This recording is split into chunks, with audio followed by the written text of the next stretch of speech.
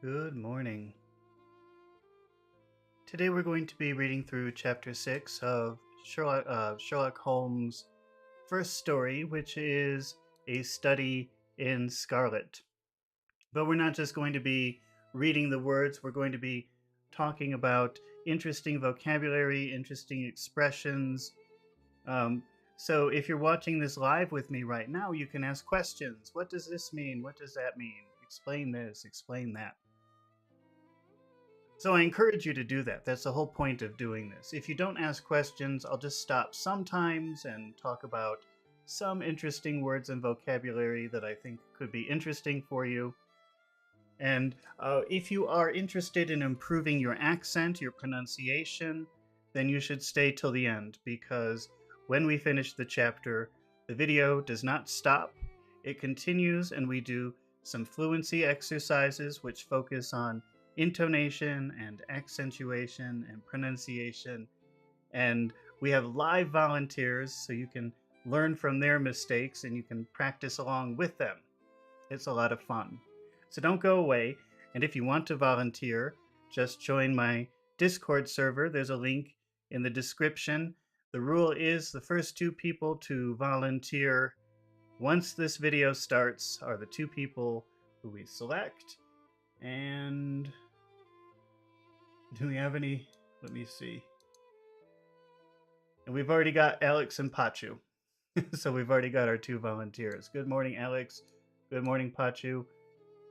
All right. Let's get started with Chapter 6 of A Study in Scarlet. And the title is Tobias Gregson Shows What He Can Do. Just to recap, this is the story about, recap means, by the way, to summarize or to review what we've already talked about. And this is the original story, the first story of Sherlock Holmes, I think. It's the origin story. It's the story about how Dr. Watson met Sherlock Holmes. Watson was in India and Afghanistan as a doctor. He's very young. And he got injured during a fight, very badly injured, and was sent back to England. So he's recovering in London. He doesn't have very much money, and he's lonely. And so he's looking for a roommate, and this is how he meets Sherlock Holmes. And Watson notices he's a very strange man. Eccentric, really, is the word. He's very eccentric, and Sherlock is showing him his unusual abilities to solve crimes by examining little details.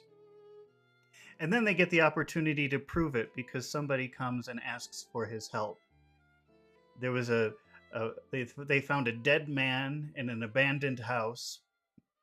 He's an American, and there was a wedding ring left behind, and they left an ad in the paper for someone to, if anybody is looking for this wedding ring, please come, we found it.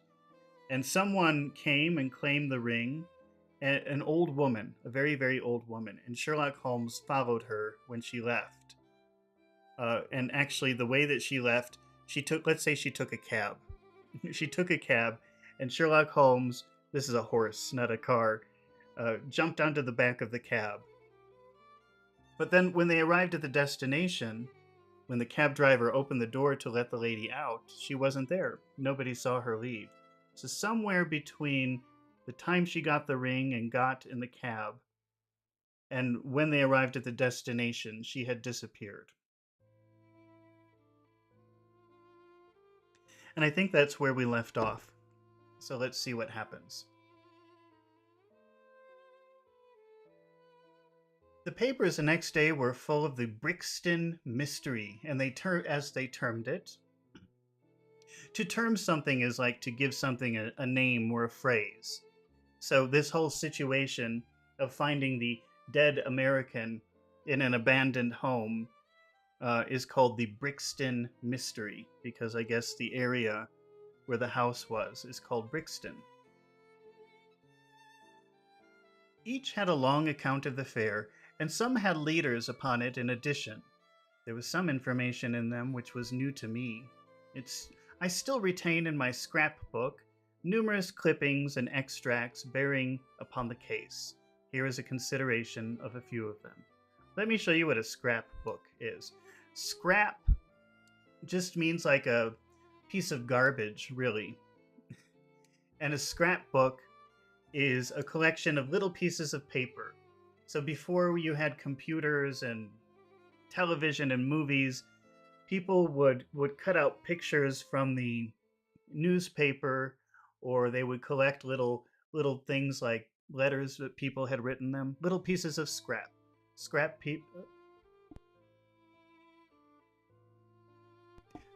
paper is little pieces of irregular paper. Scrap paper. Let's look at a scrapbook. People still do it because it's really fun to go back years later and look at these pictures and things that you've collected over the years. But it's not as common as it used to be.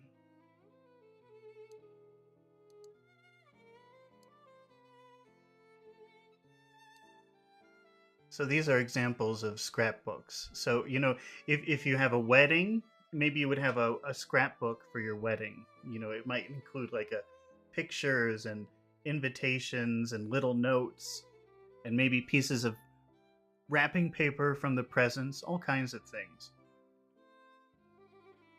But some people will just clip things from the news, interesting news articles, and collect them, or nice pictures that they see.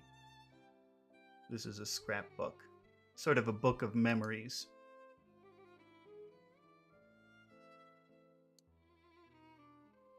So Dr. Watson has a scrapbook. He keeps a scrapbook. And clippings, clipping is like cutting, because, you cut the paper. So these are clippings for a scrapbook. The Daily Telegraph remarked that in the history of crime, there had seldom been a tragedy which presented stranger features, the German name of the victim, the absence of all the other motive, and the sinister inscription on the wall. Now that word sinister is actually the Latin word for left. But in English and in Latin at the time, it meant evil. So another way that you can use the word sinister, besides being the Latin word for left, is evil. And it's a very common synonym for the word evil.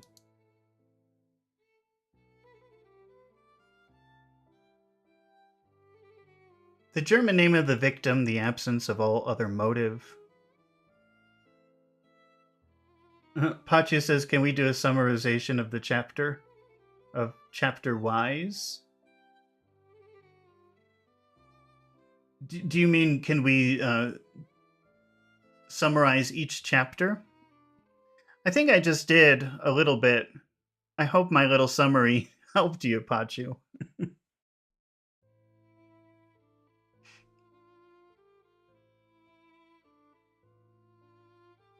The inscription on the wall all pointed to its preparation by political refugees and revolutionists. The socialists had many branches in America, and the deceased had, no doubt, infringed their unwritten laws. To infringe upon something is to take advantage of something, or to, well, actually, let's get a better definition. I'm not really... Let's see what ChatGPT says. Violate, take advantage of, something like that. But let's see.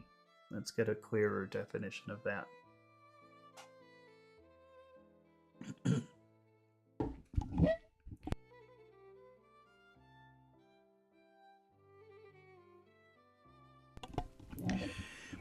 Well, really, the definition is to cross a boundary.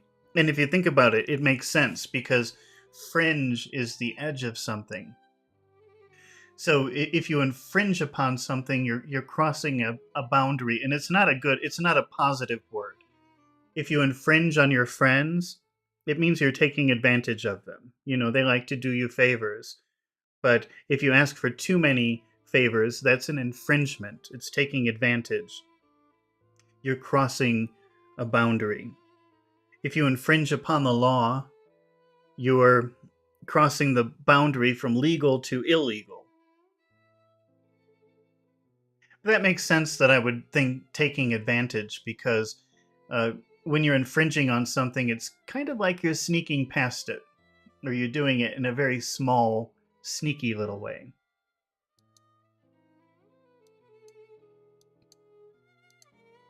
Or at least trying to. So when it says that this man had infringed their unwritten laws, it means maybe he broke one of their laws. Maybe he offended them. Maybe he violated their rules, and that's why he was killed. Oh, no, he was hiding from them. Maybe he was hiding from them. But they tracked him down. And track down is a phrasal verb which means to find something. And the picture that I get in my head when I think of tracking something down is this.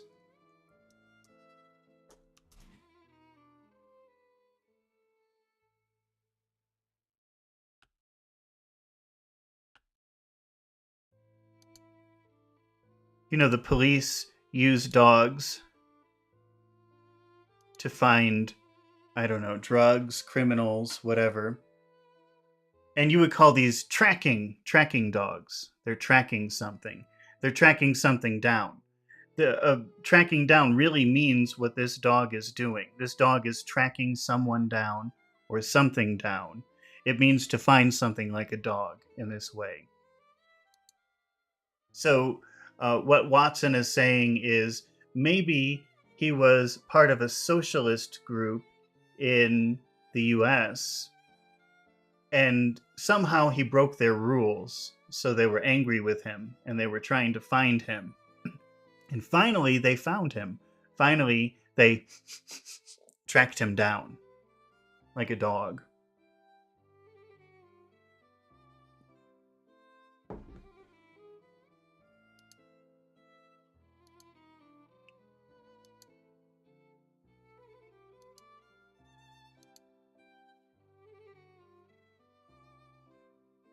The socialist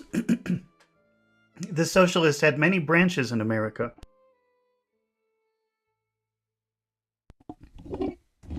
The socialists had many branches in America, and the deceased had, no doubt, infringed their unwritten laws and been tracked down by them. Gotta fix my camera.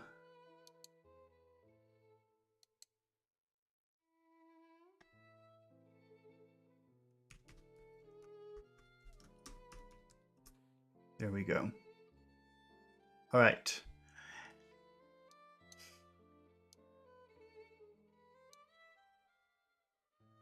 After alluding airily to the Vemgericht, so that's some German word, I don't really know, Aquatofana, Carbonari, and Marchioness de Brinvilliers, the Darwinian theory, the principles of Malthus and Radcliffe, highway murders, the article concluded by admonishing the government and advocating a closer watch over foreigners in England. I don't really know what these references are. There's a German name, a couple of Italian names,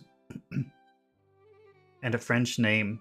I don't know. Maybe it's referring to some events that were happening at the time, but I don't really understand what that means. But in the end, the point of the article was that there are too many foreign people in England or something like that. The Standard commented upon the fact that lawless outrages of the sort usually occurred under a liberal administration. They arose from unsettling the minds of the masses and the consequent weakening of all authority. Wow, that sounds like today. The deceased was an American gentleman who had been residing for some weeks in the metropolis. He had stayed at the boarding house of Madame Charpentier in Torquay Terrace, Camberwell. He was accompanied in his travels by his private secretary, Mr. Joseph Stangerson. The two bade adieu. That's a fancy way of saying goodbye. To bid someone something is to offer something, and and adieu is a French word that means goodbye. So to bid adieu means to say goodbye. Very fancy sounding. Don't go around telling people, I bid you adieu. They'll think you're crazy.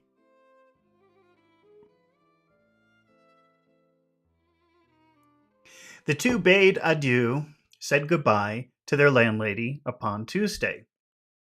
The 4th inst. I don't know what that means. Let's see.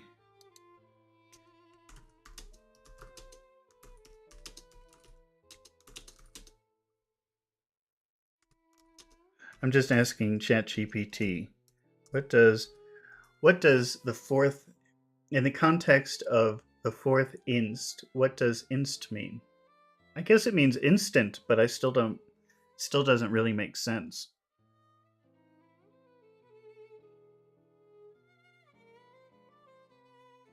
The 4th instant, the 4th time.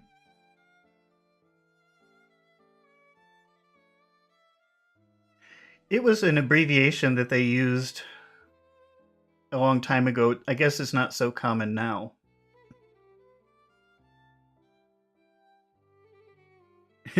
Actually, ChatGPT says, "Do you want me to add this to your list of Victorian style reading?"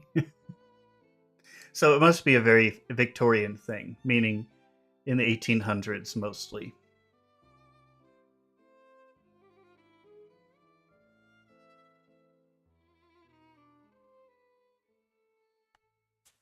Let's read that again. So the two said goodbye. They bade adieu to their landlady.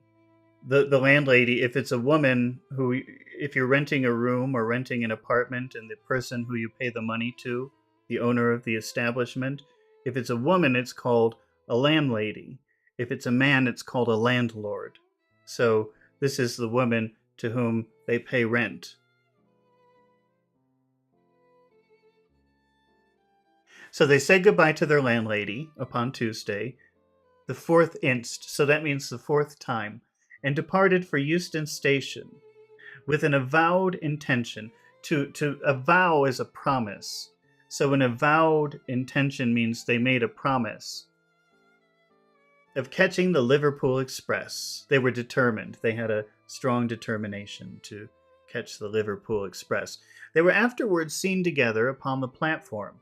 Nothing more is known of them until Mr. Drebber's body was, as recorded, discovered in an empty house in the Brixton Road, many miles from Euston. How he came to be there, or how he met his fate, are questions which are still involved in mystery. So nobody really knows how he arrived at this empty house. They just know where he was before, when he was alive. Nothing is known of the whereabouts of Stangerson, and we're glad to learn that Mr. Lestrade and Mr. Gregson of Scotland Yard are both engaged upon the case, and it is confidently anticipated that these well-known officers will speedily throw light upon the matter. So,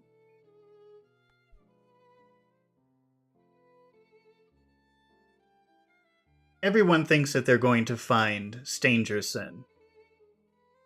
The two detectives, Scotland Yard, at Lestrade and Gregson. The Daily News observed that there was no doubt as to the crime being a political one.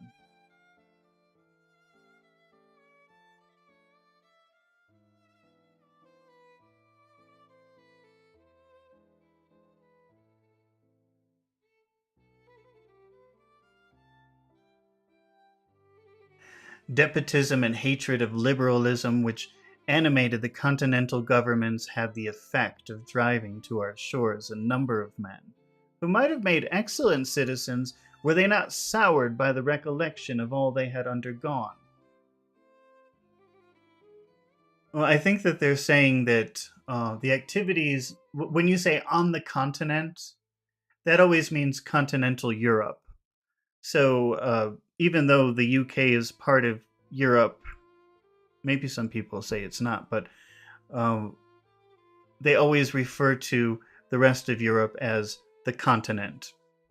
Also in the US, people sometimes, when you hear continental breakfast, that means like the typical breakfast of continental Europe. Although it probably, I don't know if it really is anymore, but that's how it started.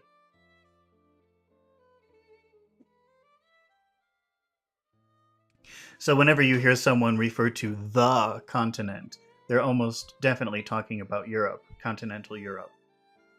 So I think he's saying that because of all the crazy things going on the continent of Europe, a lot of people, like refugees, came to the UK for protection.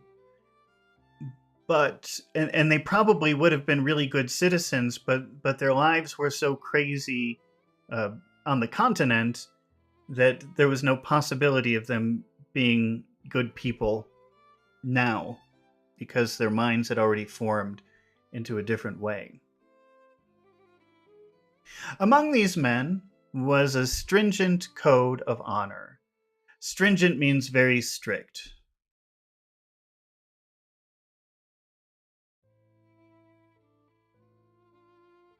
Pacha's asking about infringement. Well, we've already talked about infringe, which means to cross a line, to go from like okay to bad. So if you infringe upon the law, you're going from legal to illegal.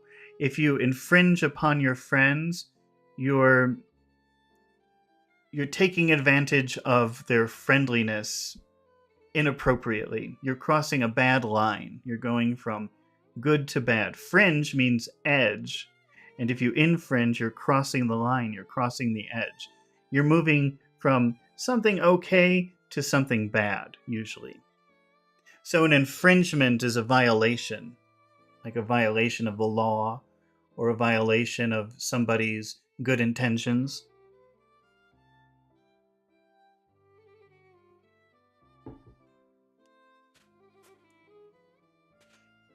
Any infringement of which was punished by death. So these people who came from continental Europe, and I think he's talking about socialists, like politically. I'm afraid to keep saying these words because YouTube's going to think I'm doing something political, and then they're going to send me a warning. I think they're mostly socialists who are coming from the continent. So they have these different socialist groups in London, and they have very strict codes, very strict rules about honor. And if you infringe on those rules, if you violate those rules, if you act dishonorably according to them, it says you would be punished by death. Every effort should be made to find the secretary, Stangerson, and to ascertain some particulars of the habits of the deceased. So he's saying they have to find the dead man's secretary. He's missing. And in order to ascertain, which means get, all the details of the habits of the deceased means dead. So they really want to find the secretary so they can understand what were the habits of the man who died? What did he do before he died? It would be very helpful for them to find the private secretary. A great step had been gained by the discovery of the address of the house at which he had boarded. So before hotels were very popular, there used to be something called a boarding house. To board somewhere means it's a place to sleep and eat. And so if you went to a small town, for example, there would be no hotel, but there might be a house owned by a little old lady, and she would rent rooms. And you could stay there and pay her a little money, and she would cook your breakfast and your lunch and your dinner, and it was more like a home. It's like staying in somebody's home, and all of the guests sit at the dinner table. It's like being in a family and eat together. They found the address of the boarding house where Stangerson was staying before. As a result, which was entirely due to the acuteness and energy of Mr. Gregson of Scotland Yard. So Mr. Gregson is responsible for finding the boarding house where Stangerson, the dead man's secretary, was staying. Sherlock Holmes and I read these notices over together at breakfast, and they appeared to afford him considerable amusement. I told you that whatever happened, Lestrade and Gregson would be sure to score. So Sherlock Holmes is saying, I told you they would find something. That depends on how it turns out. Oh, bless you, it doesn't matter in the least. If the man is caught, it will be on account of their exertions. Remember, we talked about exerting means spending energy.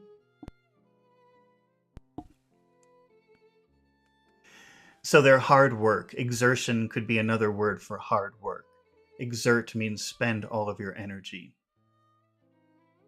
If he escapes, it will be in spite of their exertions.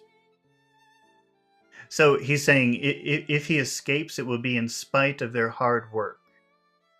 And in spite of something means it doesn't matter. So their hard work, even though they worked hard, doesn't matter that they worked hard. The person still escaped. He escaped in spite of the hard work. It's heads I win, tails you lose. Whatever they do, they will have followers. Okay. And then here's some French. Let's see if I can speak French.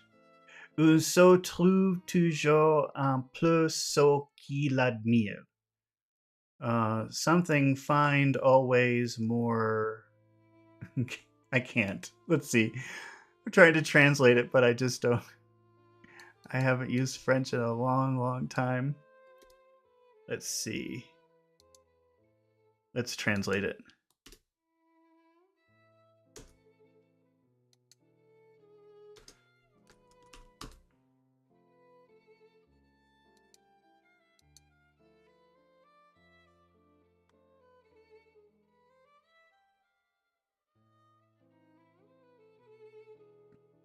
A fool.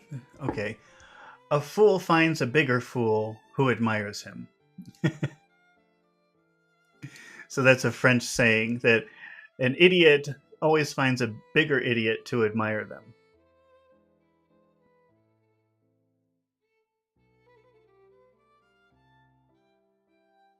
What on earth is this? I cried. For at this moment there came the pattering of many... The pattering. Remember pattering? We've had that word many times, actually. That's the sound of footsteps. Especially quick footsteps. I'm making that noise, and now my dogs are getting very excited. That's pattering. I cried, for at this moment there came the pattering of many steps in the hall and on the stairs, accompanied by inaudible expressions of disgust upon the part of the landlady. It's the Baker Street Division of the Detective Police Force, said my companion gravely. Gravely means in a very serious way. And as he spoke, there rushed into the room half a dozen of the dirtiest, most ragged street Arabs that I had ever clapped eyes on. "Attention!" cried Holmes in a sharp tone, and 6 dirty little scoundrels stood in a line like so many disreputable statuettes. A statue, you know, a statue is a big statue. That's like a French grammar thing where when you put it at the end of something, it makes it smaller. So, you know, you have a cigar, which is very big, and then you have a cigarette, which is a little cigar. And here they're talking about a statue, but it's a statuette, so it's a little statue. In the future, you shall send up Wiggins alone to report, and the rest of you must wait in the street. Have you found it, Wiggins? No, sir, we hain't, said one of the youths. I hardly expected you would. You must keep on until you do. So what's happening is, and this becomes a very important part of all Sherlock Holmes stories, is that One thing that Sherlock Holmes does is they're a group of street boys. They live in the street around his apartment where he lives, and he pays them money to spy. So he pays these little kids who live in the street to follow people and to go around and ask questions. And those are his little soldiers. They're called his Baker Street Irregulars, but we haven't come to that yet. Did I just do a spoiler without doing a spoiler alert? I'm just explaining who these boys are, because what's happening is Watson and Sherlock are in their room having a conversation, and suddenly they hear many pattering of feet, and the landlady opens up the door, and she looks very disturbed, very angry. And there are 6 boys who are very dirty, wearing dirty clothes. I didn't know that they were Arabs, though. That's what it says here, that they were Arabs, because if you watch the shows, they're always English children. So I've never seen that before.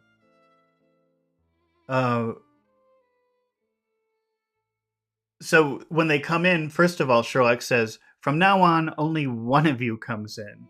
Because imagine these dirty street children coming into the house, especially if there are 6 of them. Maybe one you can handle. But also, I don't think Sherlock cares, but the landlady, she's not happy. Mrs. Hudson. So when they come in, Sherlock says, what did he say? I'll just start reading again. "In the future, you shall send up Wiggins alone." So that's one of the boys. "And the rest of you must wait in the street. Have you found it, Wiggins?" So he's saying, did you find it? We don't know what that is yet. "No, sir, we hain't." No, he's saying, no, we haven't.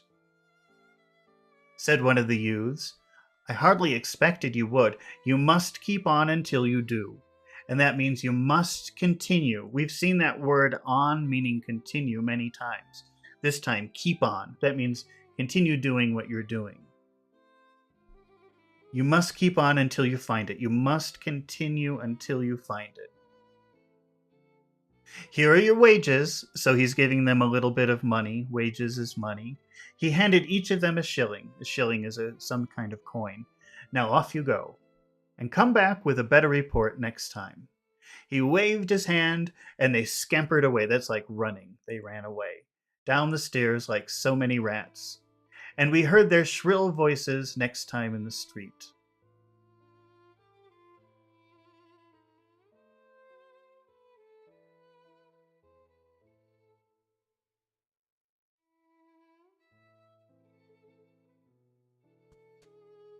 "There's more work to be got out of one of those little beggars than out of a dozen of the force," Holmes remarked. So Sherlock Holmes is saying, paying these boys to do my detective work, to go around spying on people, is worth more than 12 police officers, just one of them.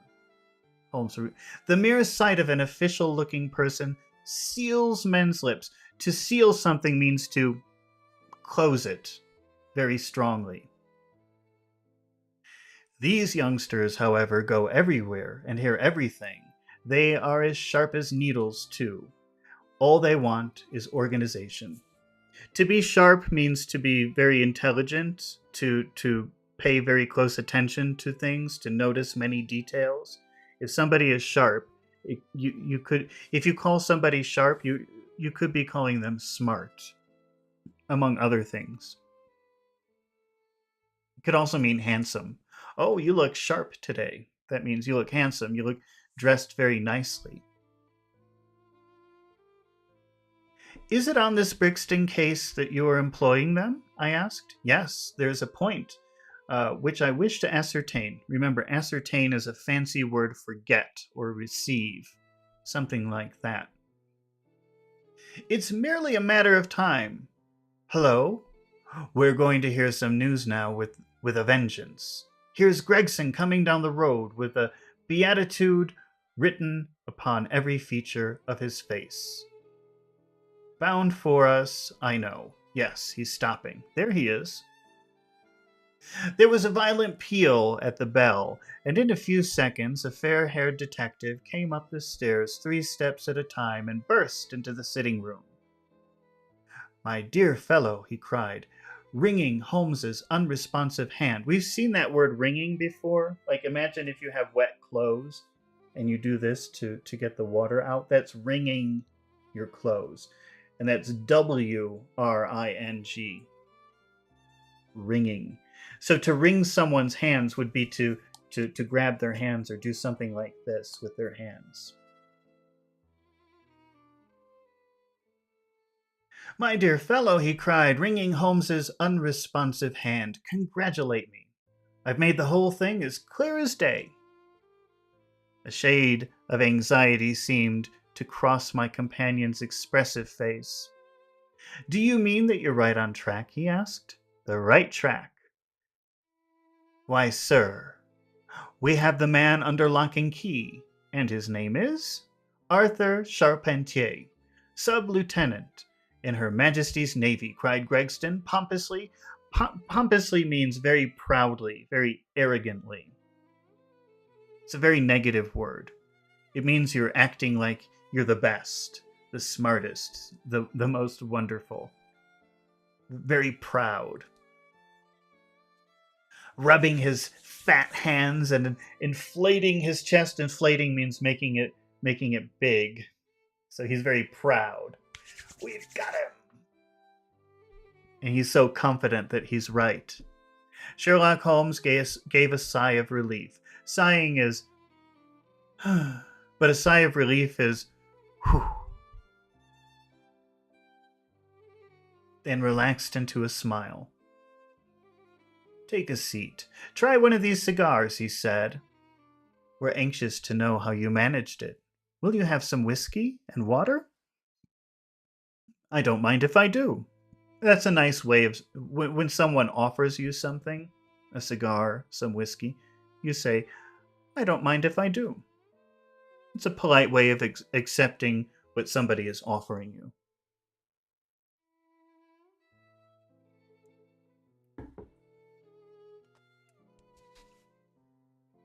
"The tremendous exertions which I have gone through during the last day or two have worn me out. Not so much bodily exertion, you understand. Remember, exerting means taking all of the energy. So the tremendous exertions, the tremendous draining of energy, exertion could mean hard work. The tremendous hard work which I have gone through during the last day, the tremendous exertions which I have gone through during the last day or two, have worn me out." Worn out, wear out is a phrasal verb. It means to become very, very tired. So these past few days have made me very tired, extremely tired. These past few days have worn me out.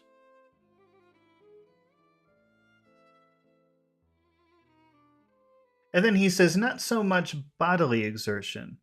So my body is not tired, you understand, as the strain upon the mind. It's my mind that's tired. You will appreciate that, Mr. Sherlock Holmes, for we're both brain workers. This is probably making Sherlock Holmes very angry because he knows that he's a genius. And is it Gregson? I think Gregson is saying, "Well, you understand, Sherlock, because we both use our brains for work." And that's very insulting to Sherlock Holmes, who's so smart that Gregson is comparing himself intellectually to Sherlock Holmes. Sherlock says, "You do me too much honor," said Holmes gravely. "Let us hear how you arrived at this most gratifying result." The detective seated himself in the armchair and puffed complacently at his cigar. To be complacent means to be very happy, very content, in a very good mood. So he's puffing. Puffing is this. Watch, I'll puff my cheeks. That's puffing. So he's puffing on his cigar. It's kind of the reverse, but it's the same. And then suddenly he slapped his thigh. in a paroxysm of amusement.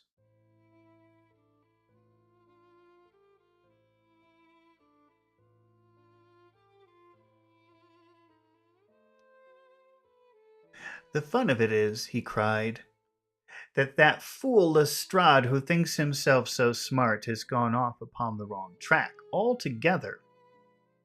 He's after the secretary Stangerson, who had no more to do with the crime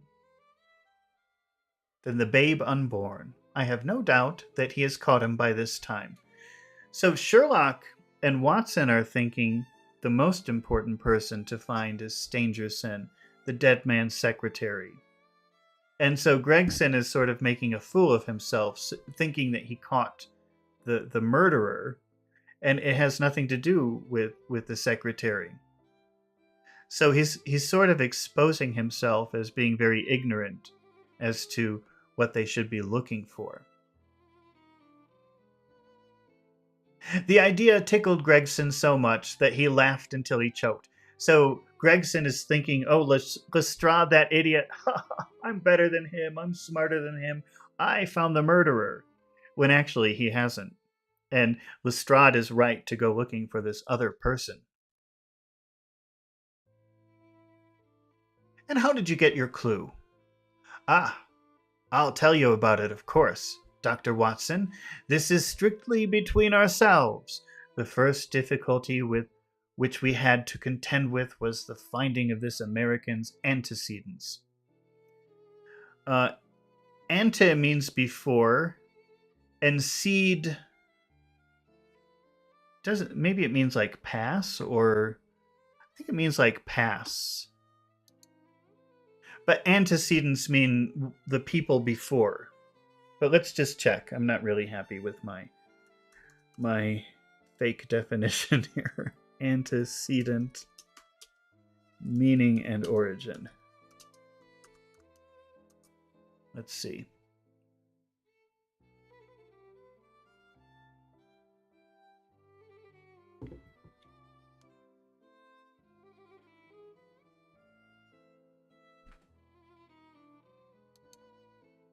Something that came before something else, as I said. And let's just see the origin. So we've got ante, which means before, and sedere, which means to go. So go before.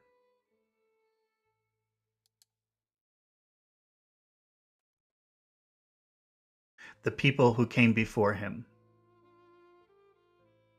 Which could be another way of saying family or family history. Some people would have waited until their advertisements were answered or until parties came forward and volunteered information. This is not Tobias Gregson's way of going to work. You remember the hat beside the dead man? Yes, said Holmes. By John Underwood and Sons, 129 Camberwell Road. Gregson looked quite crestfallen. All right, so Gregson is telling this amazing story of how he found the murderer. And he says, hey, Sherlock, do you remember that hat that was next to the dead man? And Sherlock says, oh, yes, of course. And on the label of the hat is printed where the hat was made or who made the hat. And Sherlock has that in his memory. He says, let's go back and read it again. You remember that hat beside the dead man? Yes, Holmes said. Now he's remembering what it said on the label of the hat, so not only does he remember the hat, he actually remembers what is written on the label. By John Underwood and Sons, 129 Camberwell Road. Gregson looked quite crestfallen. Crestfallen means like disappointed. It's not a terribly common word in conversation. You could use it. It wouldn't be weird, but it's not common. I just want to get the official definition. But I would say disappointed or sad.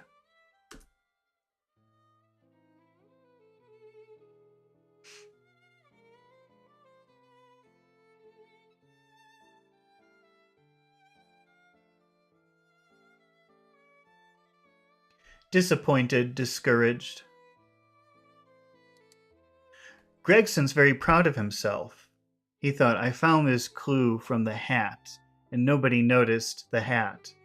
And so Gregson thinks he's being very smart, and he says, do you remember that hat? Maybe even hoping he didn't remember the hat, because it's a small detail. But not only does Sherlock remember the hat, he even remembers what's written on the label of it. And this made Gregson feel not so smart anymore, because he thought he was the only one to notice these details. So he looked disappointed, like Sherlock already knew what he was going to do when he talked about the hat. That's why he looked crestfallen, disappointed. I had no idea that you noticed that, he said. Have you been there? No. Ha! Cried Gregson in a relieved voice. So now he thinks, oh, he didn't follow up on this clue. I am smarter. You should never neglect a chance, how small it may seem. So now Gregson is lecturing Sherlock Holmes, saying, you missed something very important. This is probably making Sherlock very annoyed, because he never misses anything important. To a great mind, nothing is little, remarked Holmes, sententiously. Well, I went to Underwood, and I asked him if he had sold a hat of that size and description, and he looked over his books and he came on it at once. He had sent the hat to a Mr. Drebber, residing in Charpentier's boarding establishment, Torquay Terrace. Thus I got the address. Smart. Very smart, murmured Sherlock Holmes. I next called upon Madame Charpentier, continued the detective. I found her very pale and distressed. Her daughter was in the room too. An uncommonly fine girl she is too. So her daughter was very beautiful. Let's just recap, all right? So what Gregson did was he noticed the address label on the hat, and he went to the place where they made the hat. And he says, do you remember making this hat and selling it to someone? And the owner of the place that makes hats said yes. He checked his records and he said, I sold that hat to Mr. Drebbers, I think was his name. And he found the address where Mr. Drebbers was staying. It was Madame Charpentier's boarding house. So this is an old lady who has a house and she rents rooms to people.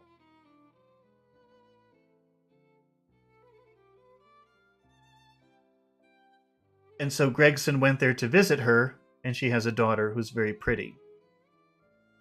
That's where we are. An uncommonly fine girl she is, too. She was looking red about the eyes, and her lips trembled as I spoke to her. That didn't escape my notice. I began to smell a rat. Okay, when you smell a rat, that means something suspicious is happening. Something is not right. Something is wrong. So Gregson, the detective, when he's talking to the mother and the daughter, he thinks there's something about the daughter that is suspicious. Pachi is asking about the word sententiously. That's not a word that you should be too concerned about. It's sententious.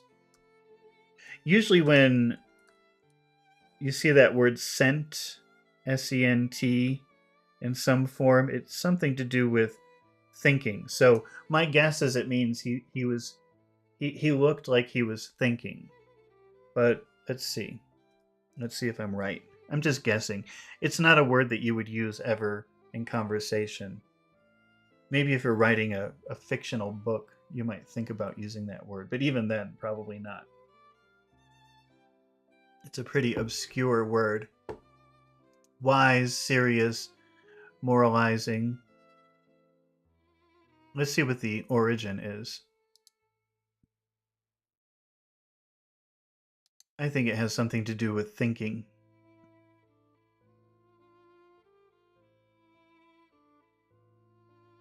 Comes from Latin, sententia, thought, opinion. Yeah.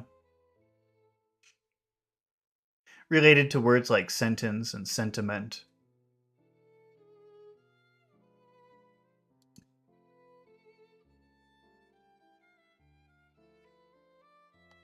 So when Gregson is talking to the mother and daughter, he has a bad feeling about the daughter, like there's something very strange about her behavior, and he notices it.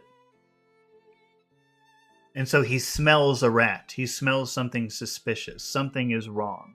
There's something bad here. You know that, and that's a very common phrase, by the way. If you say, I smell a rat, it means you think that people are doing bad things, or something bad is happening. You know the feeling, Mr. Sherlock Holmes, when you come upon the right scent. Again, using a metaphor of a dog as tracking things. So if you're on the right scent, you're going to find your target eventually.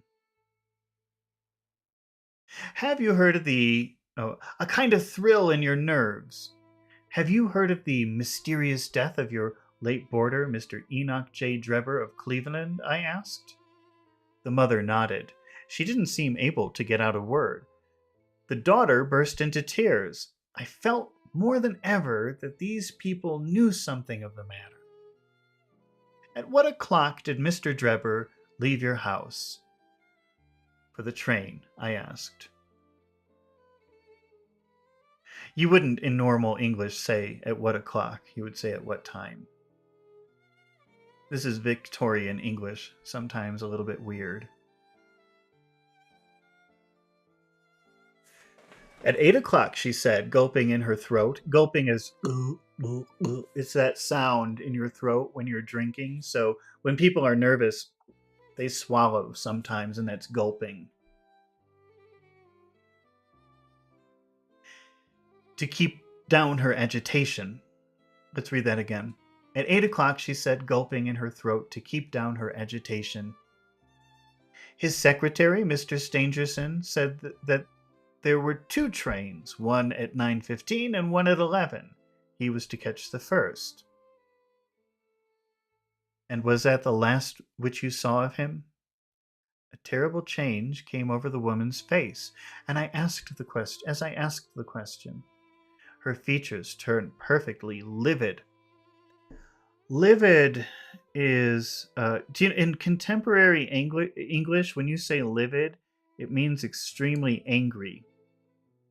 But it doesn't really have that meaning here. I think it means that she looked sick. But let's get the sense. Her features turned perfectly livid.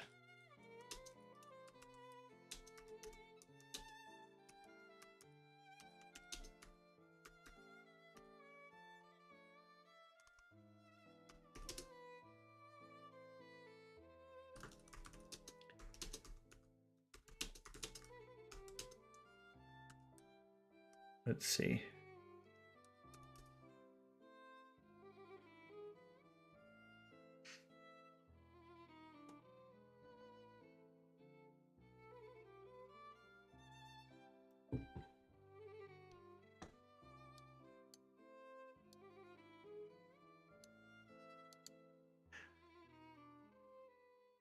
Extremely pale or ashen from shock, fear, or anger. So she looked scared. But you don't use the word livid in that way in contemporary English. When you say that somebody looked livid or was livid, that means they're extremely angry. And I've never heard anybody, besides in 19th century fiction, whenever I see the word livid in 19th century fiction, it means looking sick, looking very pale, looking very white. All of the color leaves your face and you look sick. But in contemporary English, I've never heard anyone use livid in that way. It always means extremely angry. So her features turned perfectly livid. It was some seconds before she could get out a a single word. Yes. When it did come, it was in a husky, unnatural tone. Yet husky means deep or strong. Yes. So when the detective asked the girl, "Was this the last time you saw them when they left for the train station?" Suddenly she looked afraid and sick and scared. And she said, "Yes," which seems very suspicious. It makes you smell a rat.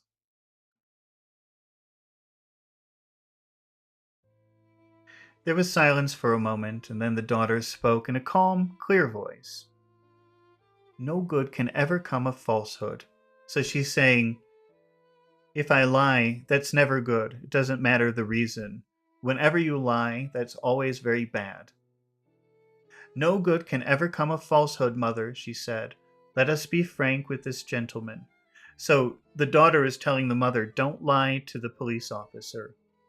No matter what, it's always bad to do that. So let us be frank with this gentleman. Let's tell him the truth. Let's tell him exactly what happened. Being frank means very direct and clear.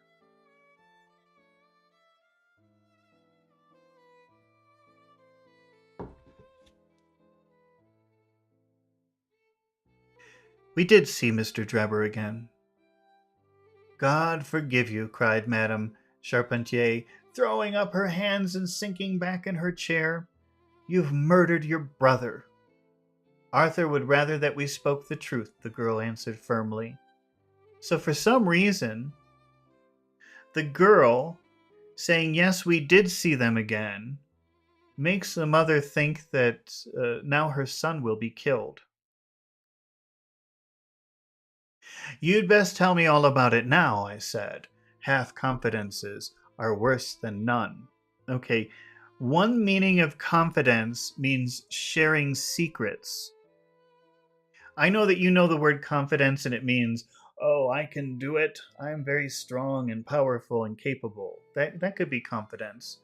But another way to use confidence is it means sharing secrets. So he took me in his confidence. That means he trusted me enough to share secrets. And now the detective is saying a half confidence, only sharing half of the secret, is not going to help.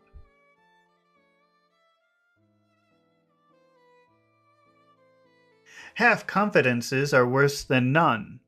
So he's saying, well, either tell me everything or don't tell me anything. Besides, you don't know how much we know of it. "On your head it be, Alice," cried the mother. So the mother is saying, I'm not going to talk to the police because this will kill your brother. This will kill my son. So if you decide to tell the police everything, then whatever happens to your brother is your responsibility. This is what it means when you say something is on your head. It means you must take responsibility for the consequences. So the mother is sort of cursing the daughter. She's saying, "On your head it be, Alice. On your head be it," cried her mother. And then turning to me, "I will tell you all, sir. Do not imagine that my agitation on behalf of my son arises from my fear lest he should have had a hand in this terrible affair." Oh, that's a mouthful. Let's try that again. "I will tell you all, sir. Do not imagine that my agitation..." So don't think that me being nervous for my son... I'm getting very confused. I thought it was a brother, now it's a son. I don't know. "On behalf of my son arises from any fear lest he should have had a hand in the terrible affair."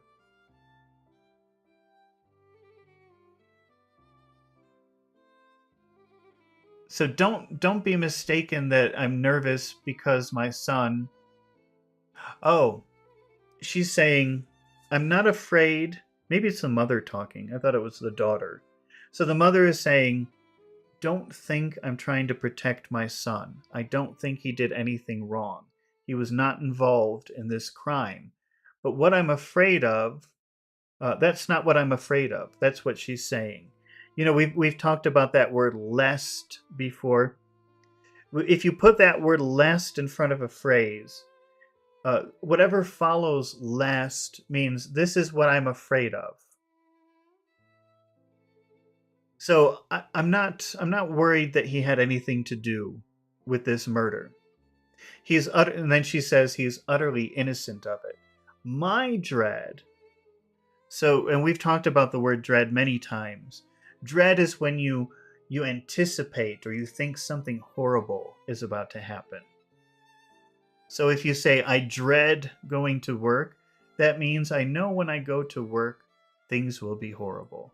Or I dread taking the test. That means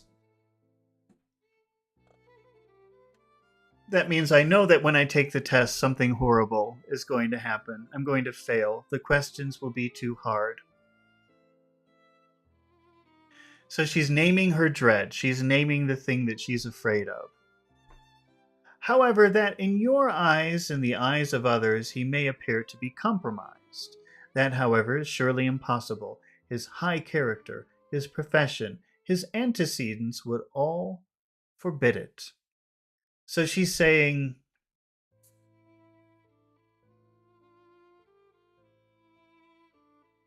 that she's afraid of ruining her son's reputation.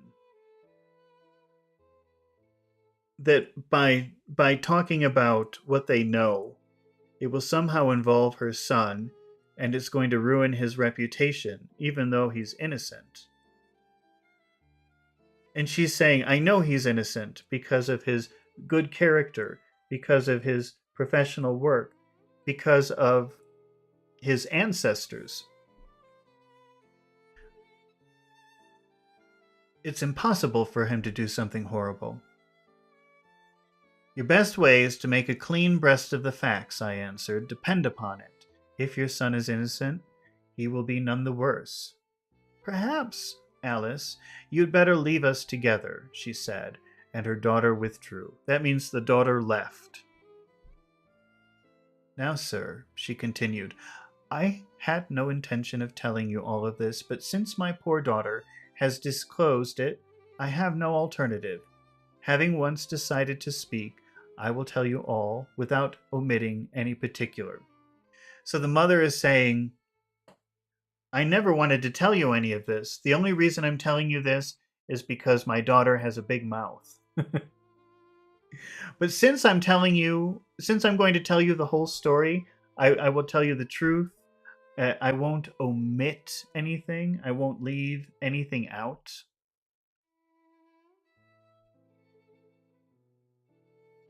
It's your wisest course, said I. Mr. Drebber has been with us nearly 3 weeks, and his secretary, Mr. Stangerson, has been traveling on the continent. I noticed a Copenhagen label upon each of their trunks, showing that that had been their last stopping place. Stangerson was a quiet, reserved man.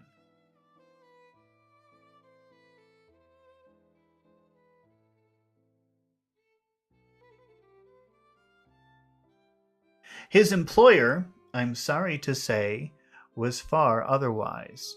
So she's saying Mr. Stangerson, the secretary, was very quiet. He didn't bother anyone. He left everyone alone. But his employer, the man who was murdered, I'm sorry to say, was far otherwise, meaning that his employer was annoying. Maybe he didn't mind his own business. Maybe he was talking to people too much or making too much noise. Jagannath says hello. Good morning or evening, Jagannath.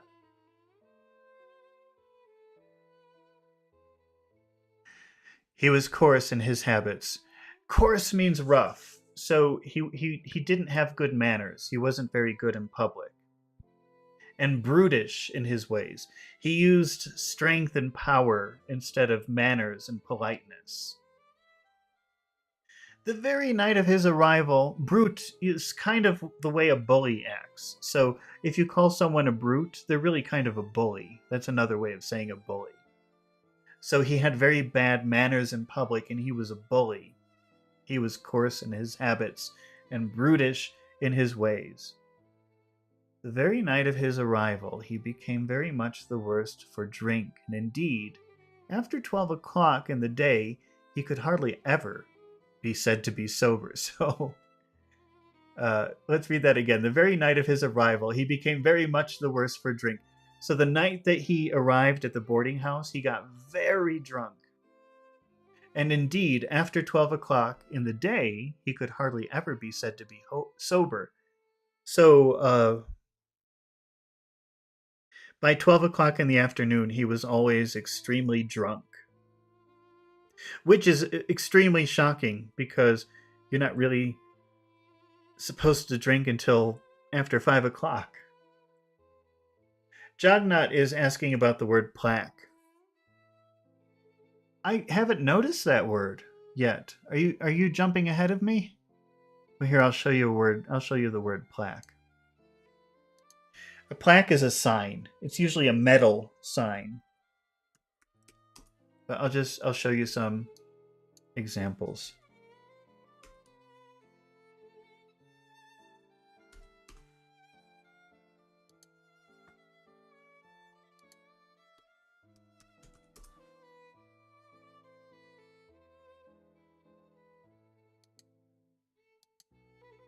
When you see a sign attached to a wall like this, you would call that, let me get some other examples. You would call that a plaque. These are examples of plaques.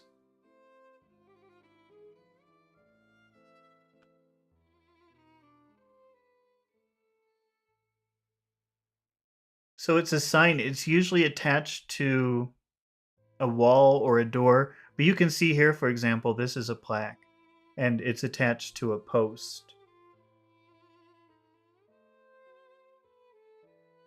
These are all examples of plaques.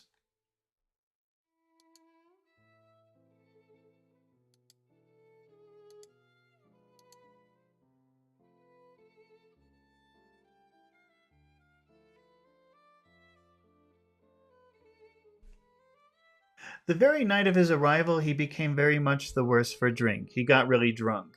And indeed, after 12 o'clock in the day, he could hardly ever be said to be sober. His manners towards the maidservants were disgustingly free and familiar. So he was very friendly with the servants. Worst of all, he speedily assumed the same attitude towards my daughter, Alice, and spoke to her more than once in a way which, fortunately, she's too innocent to understand. So maybe what she's implying is that he was always trying to, be physical with the female servants. And it seems that he was treating her daughter that way too. But the daughter was too innocent to understand what he was doing.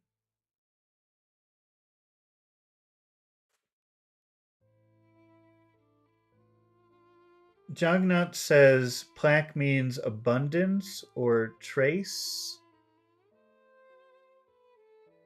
I'm not sure, Jognot. Can you write an example of how you would use plaque to mean abundance or trace? Because I'm not seeing where you're going. Maybe you're thinking of a different word. But can you show me an example? Maybe I just don't understand the way that you're asking about it. On one occasion, he actually seized her. We've talked about the word seize before. It means like taking by force. He seized her in her arms and embraced her, an outrage which caused his own secretary to reproach him for his unmanly conduct.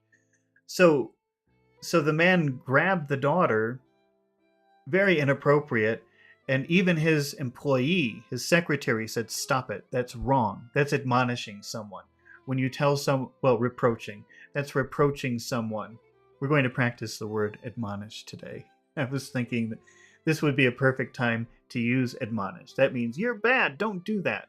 So reproaching someone, admonishing someone, that's like telling them you're doing the wrong thing.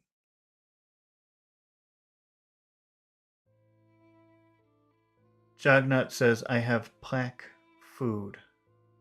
No, you must be misunderstanding the word plaque. because that sentence really doesn't make any sense.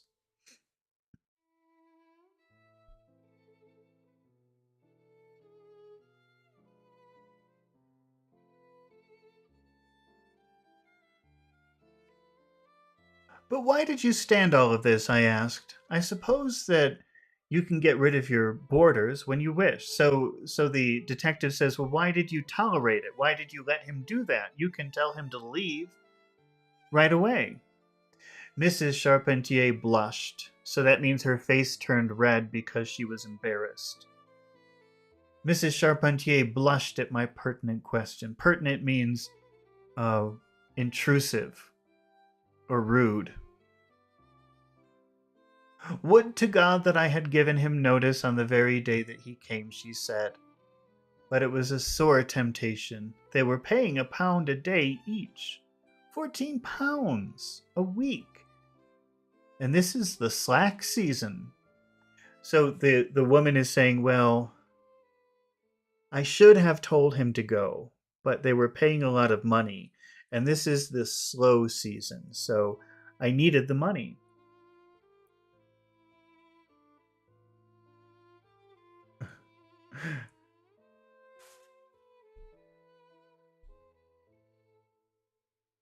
I'm a widow. So that means I'm an old woman with no husband. And my boy in the Navy has cost me much. I grudged to lose the money. I acted for the best. This last too much, however, and I gave him notice to leave on account of it. That was the reason of his going. Well, my heart grew light when I saw him drive away. My son is on leave just now. But it did not tell him anything of all this, for his temper is violent, and he is passionately fond of his sister. All right, now we're getting to why she's trying to protect her son. Because the son was on leave. And to be on leave, if you're talking about the military, that's like temporary permission to go away from the military. Normally, if you join the military, you have to stay in the same place, and you're not allowed to leave. You're really the property of the government. But sometimes they let you have a little vacation. They say, okay, you can leave for 1 week or 2 weeks, but then you have to come back. So the son was on leave from the Navy, and he went to go visit his mother. And the mother did not tell him about this very rude man grabbing all the girls, including his sister, because she knew he has a bad temper. She knew that he would be very angry if he discovered what happened, and maybe he would do something bad. When I closed the door behind them, a load seemed to be lifted from my mind. So when they were leaving, she was very happy. She was very relieved. She said, "Oh, I'm so glad they're gone." Alas, in less than an hour there was a ring at the bell, and I learned that Mr. Drebber had returned.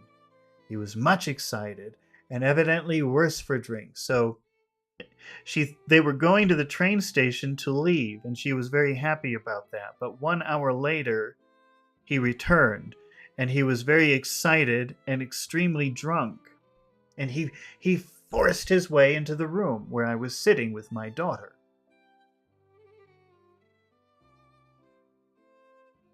And made some incoherent remark about having missed his train.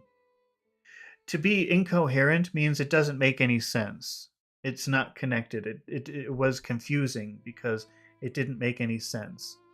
So he was very drunk and he said something she didn't understand, but one thing she did understand was that he missed his train. Patch is asking about the word grudge. A grudge is when, in this case, she was talking about her son joining the military. And it sounded like in order for him to join the military, maybe to get a good position, she had to pay money. Like you can't just... It's not like today where you get a promotion from hard work. In the past, the people with money got better positions than the lowest people. And that would be that would eventually pay off. Maybe not in the beginning, but you pay the money, you get your title, whatever it is. I don't know what her son's title is. Maybe lieutenant or or general. Probably not those. Probably something lower, sergeant. I don't know the hierarchy. But she paid the organization, the military, money to give her son a good position. Even though right now he doesn't make money, maybe in 5 or 10 years he will make money. So it's sort of, she was investing in her son by joining the military. But she doesn't have a lot of money. So when she did it, she didn't really want to pay the money. She did it grudgingly. Here, take it. That's what it means. It means I did it, but I didn't want to. Because she's very poor. Or at least she doesn't have enough money. So she did it, but she wasn't happy about it. She did it grudgingly. I did it, but I'm not happy about it. I don't want to.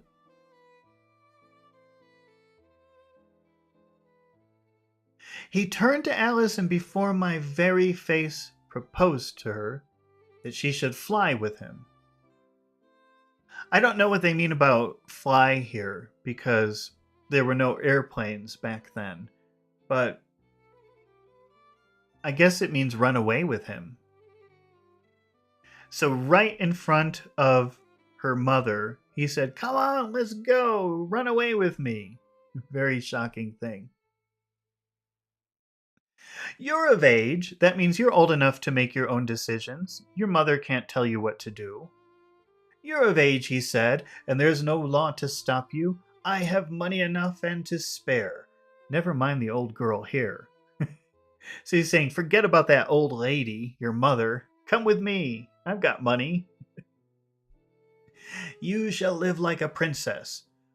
Poor Alice was so frightened that she shrunk away from him. Shrinking means becoming very small.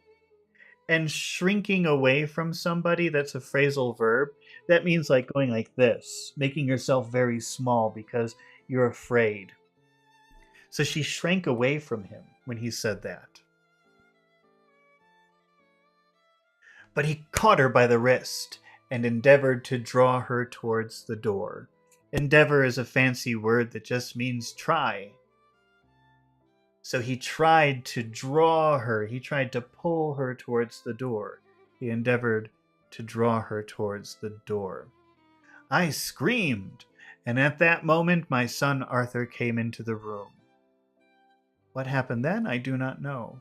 I heard oaths. An oath is a promise. And the confused sounds of a scuffle. A scuffle is a fight. I was too terrified to raise my head. When I did look up, I saw Arthur standing in the doorway laughing.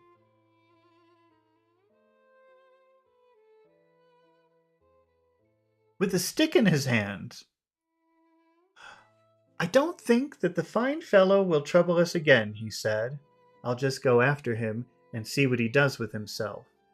With those words, he took his hat and started off down the street.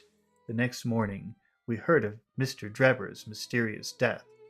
So this is why when the detective came to talk to the landlady and her daughter, at first they tried to lie and say that, yeah, well, he left, the man who got murdered left, and we never saw him again. But that's not true. The man came back because he missed his train, and he was very drunk and very disrespectful towards the daughter. So her brother got angry, and he beat the drunk guy. Then the drunk guy left. So the son said, well, we don't have to worry about him anymore. And the drunk guy left, but the son said, I'm going to follow him to see where he goes. And then the next day, the murder was announced. So it's going to look like the son killed this man. But the mother knows that's not possible. It's not true. He didn't kill him. It's quite exciting, said Sherlock Holmes with a yawn. So Sherlock says, oh, it's quite exciting. He doesn't believe it. What happened next? When Mrs. Charpentier paused, the detective continued, I saw that the whole case hung upon one point. Fixing her with my eye in a way which I was always found effective with women, I asked her at what hour her son returned. I don't know, she answered. Not know? No. He has a latchkey, and he let himself in. After you went to bed? Yes. When did you go to bed? About 11. So your son was gone at least 2 hours? Yes. Possibly 4 or 5? Yes. What was he doing during that time?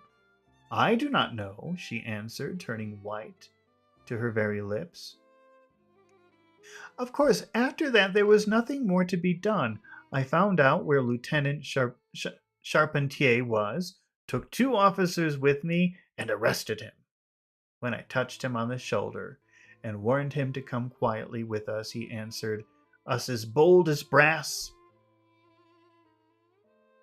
I suppose you're arresting me for being concerned in the death of that scoundrel Drebber. Scoundrel is a word for a bad person.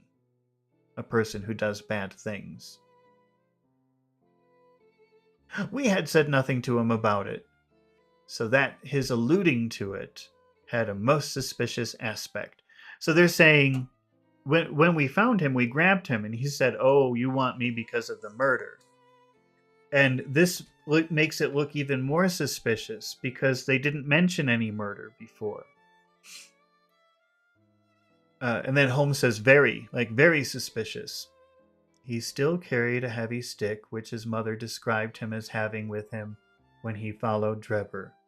It was a stout old cudgel.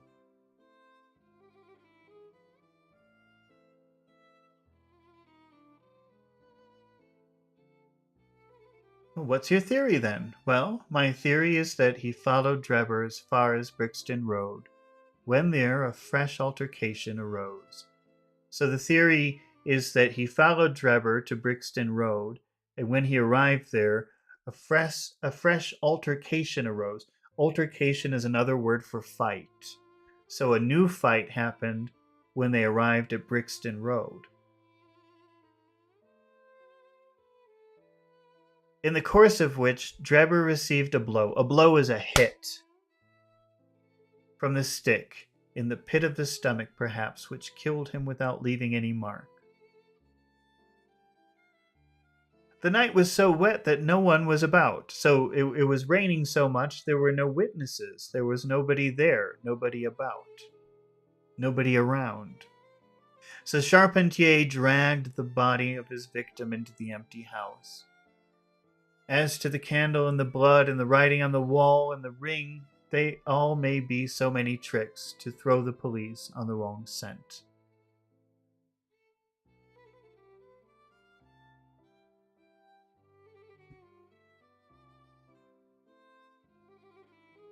Imros Tertkin says, even 3 months ago I couldn't perceive your content so easily, but I can't call my current level as really advanced. I can't understand why your content doesn't have a big audience. My opinion is that your content is one of the best for a fairly advanced level, and every English learner should listen to it.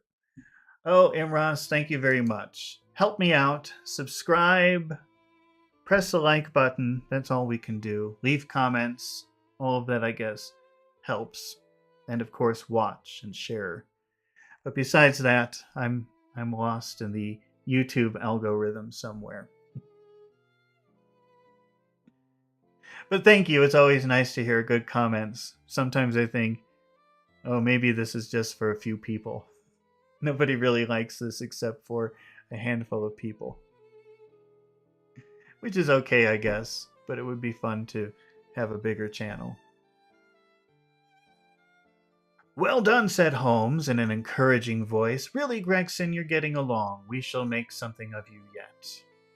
So, Gregson's theory is that the brother followed the man to Brixton Road.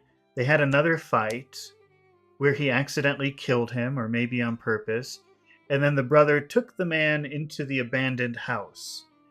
And he says everything else that you see, all of the evidence inside the house, it's just to try to trick the police.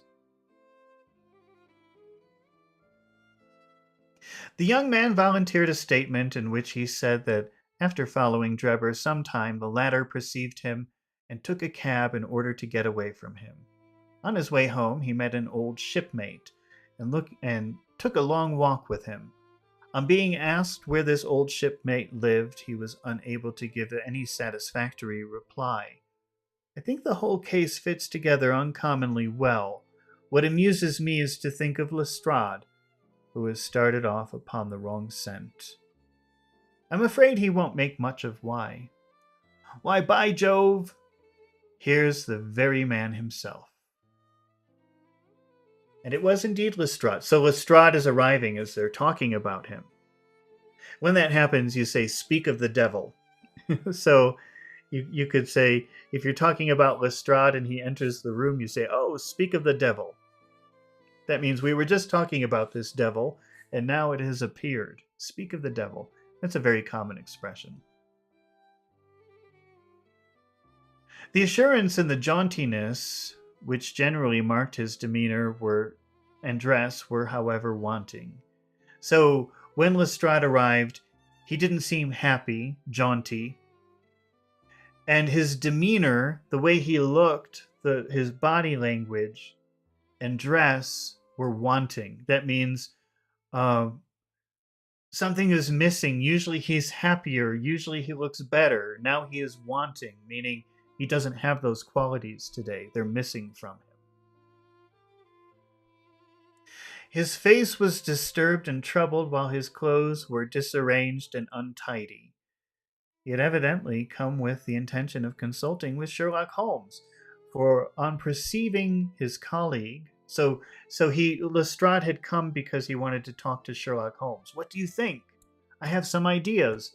But when he saw that his colleague, Gregson, was there, he seemed unhappy. He appeared to be embarrassed or put out. To be put out means disappointed.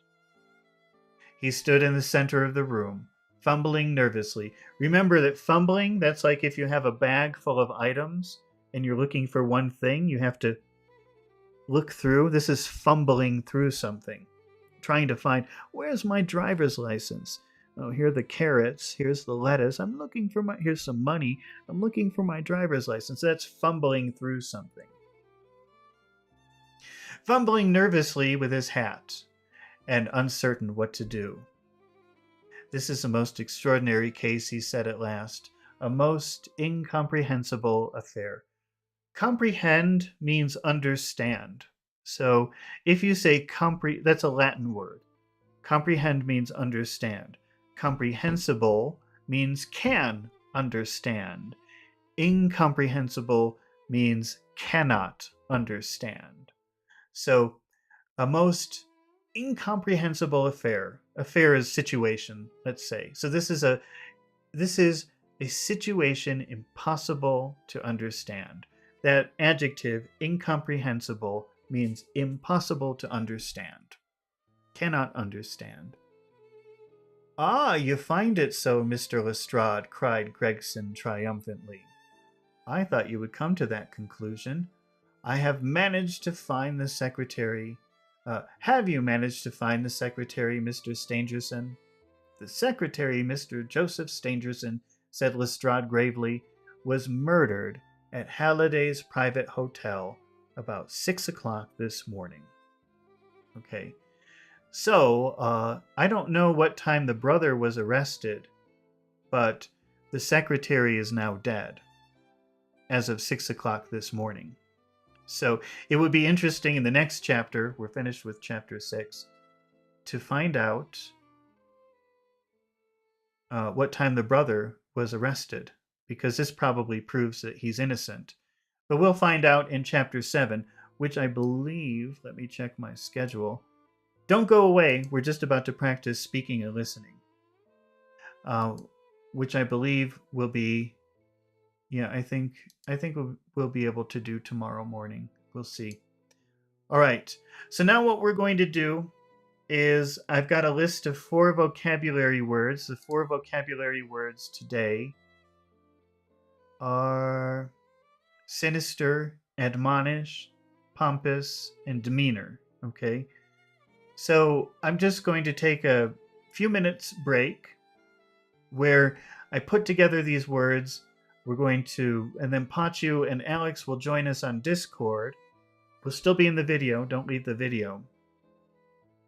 And then we're going to practice using these vocabulary words and sentences while we also practice working on our accent. So we're going to practice the rhythm of a sentence and the music of a sentence and the pronunciation of words and words put together.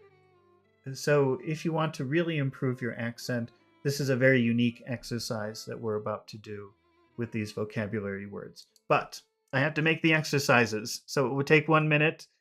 I'll put on my Be Right Back screen. Don't go away. And in about 2 or 3 minutes, I'll be back, and Pacho and Alex will join us, and we'll all practice together. Okay? So I will see you in just a few minutes.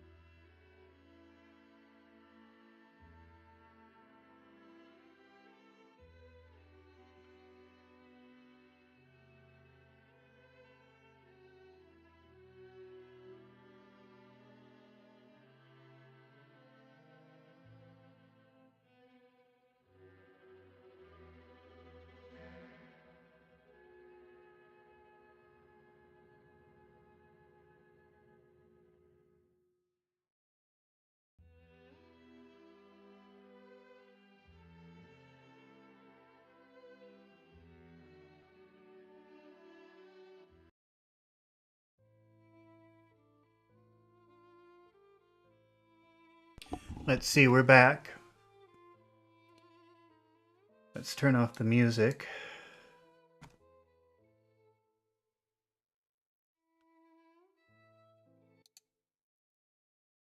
And we'll go to Discord. Hopefully it's working. Let's see. Are we okay? Can you hear me? Sir. Okay, I can hear Pachu. Good morning, Pachu. How are you? Sir, great. Great. Oh, that was beautiful. That was perfect. Okay, Alex, how are you? I'm good, sir. Yourself, good? Oh, I'm fine. Okay. Good, good. Let's see. Let's pull up our practice here. All right. So our words today are sinister, admonish, pompous, and demeanor. Have you seen those words before, Alex? I think 2 or 3 words I came across them before, but semester, the first one, semester, sinister, yeah, sinister. Today was the first day I heard about this. Okay. Well, sinister is the Latin word. It's a Latin word. It means left. It means like left hand. And in Arabic, is left considered evil? Is that Left? something? Like, would you use like left and evil? Is that associated with evil in Arab culture? No, I know where you stand up. You know, in a Muslim culture, you know, the Muslim people, they don't use their left hand to eat. They think if they eat with the That's left right. hand, the Yeah. devil will eat with them. That's. Do you know I don't believe in that. Well, do you know that my grandmother was a very religious person? She was a very Catholic person, and I'm left-handed, so I use my left hand to write. And she, when I was a child, I don't remember this. I was just told this. When I was a child, she used to try to force me to use my right hand, but I don't remember that because she was convinced that was evil to use my left hand. No. It's like what you call it. It's superstitious. Like, you know, if you get what I mean. It's not. I'm left-handed as well. Oh, you're left-handed I'm the too? same. Yeah, I'm the same. Yeah.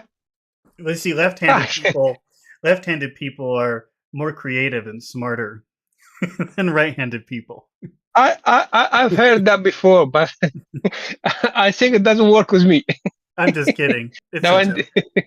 No, but it is. I guess a lot of very unusual or famous people have been left-handed actually throughout history. But it's so that's right. I forgot about that. You don't use your left hand for anything. That's true also in Nepal, right, Pachu? Not so, but yes, people I still think that the left hand is not good for any religious. But yes, there is some myth about left hand. Yeah. Yes. So it seems almost universal that for some reason the left side is evil. Who knows why? But so that's really what sinister means in Latin. It means left. But we use the word sinister in English to mean evil. But I think also in Latin they use that word to mean evil. So it's both. Okay. Well, that's kind of interesting. Let's start with that word. Sinister. Wait, I don't want. Let me put my answers down. What were you going to say, Alex? Yeah, just repeat it. I repeat the word. Oh, okay. All right. So, Pachu, I've got this very basic sentence here. Can you read it, please? Yes, sir. It looked sinister. Say it again. It looked sinister. Okay. And which words do you think we should emphasize if we wanted to find the rhythm of this sentence? Which words do you think we would emphasize? It looked sinister. All right. So we've got looked and sinister. And how many syllables are in that word sinister?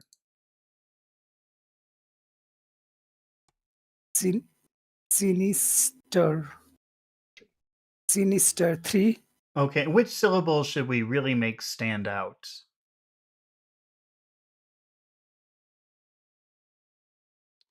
So sin. Sin. Sinister. That's right. Sin. So we'll make that big. We'll make that bigger. And also looked, you said, right? Yes. Looked. Looked. Okay. Now, can you see a problem in this, Pachu?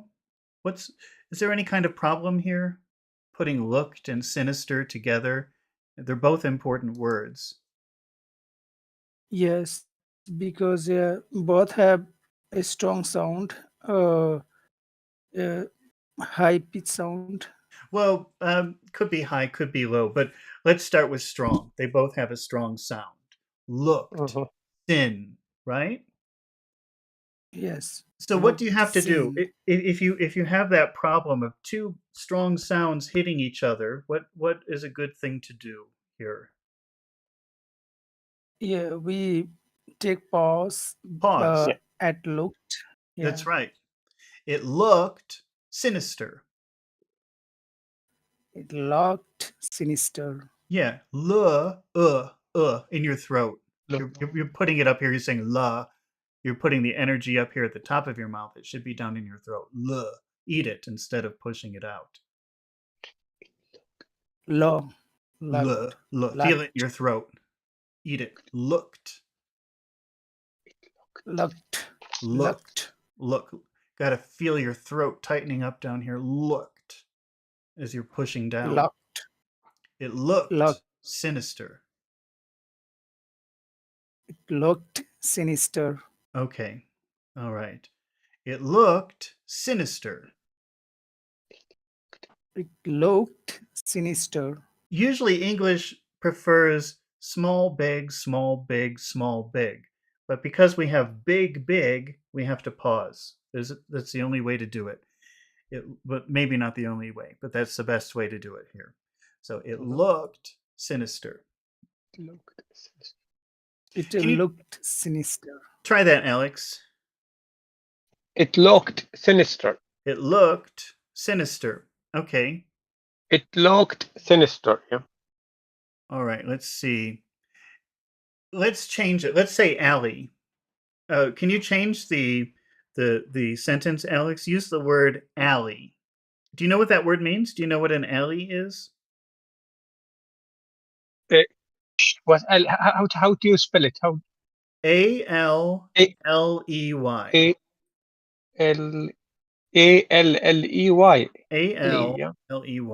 Do you know that word? Do you know what an alley is? I saw that word a few times, but I can't remember what it means. Alley is bad or evil or.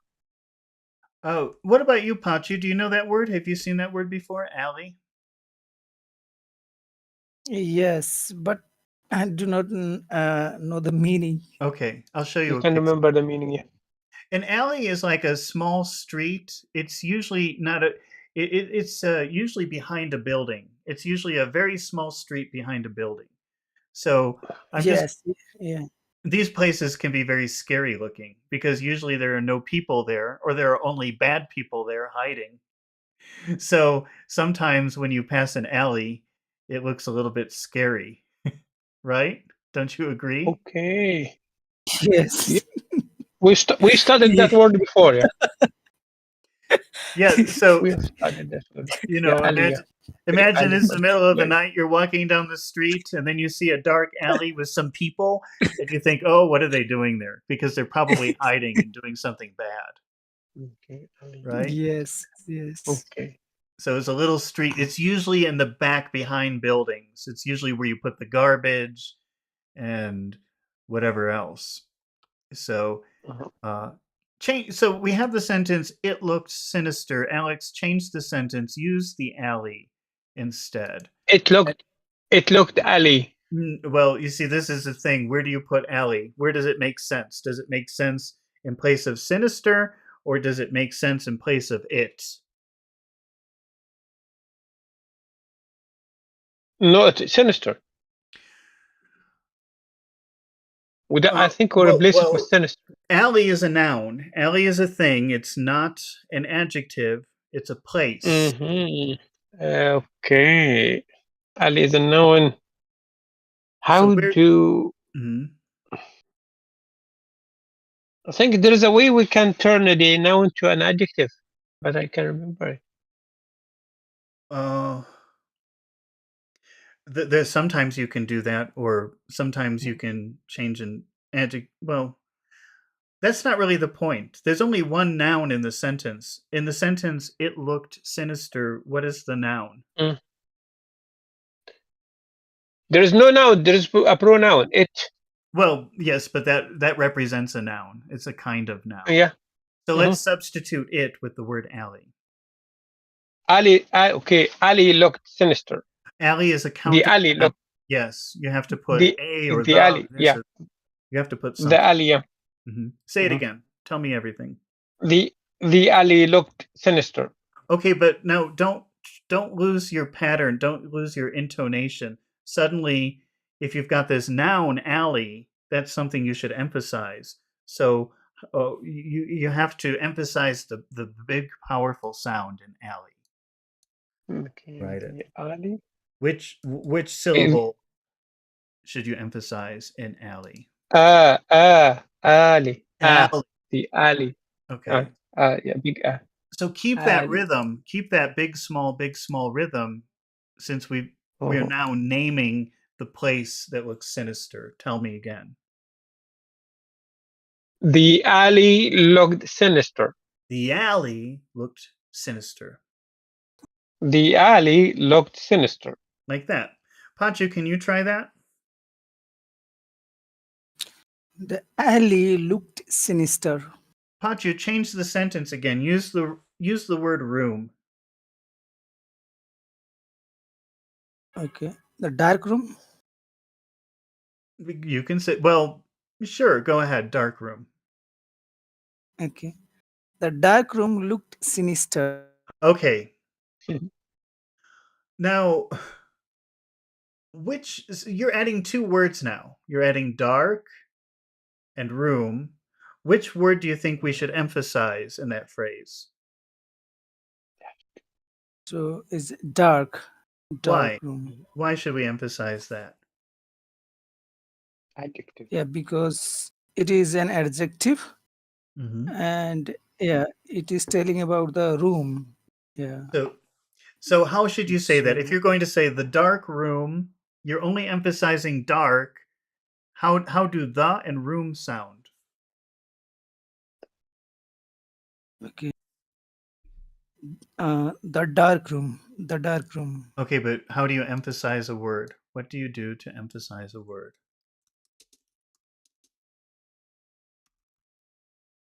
I'm just putting it. So we put a stress on dark. Okay, so do it. In the first. Okay, so how does it sound? If it's emphasized, how does it sound?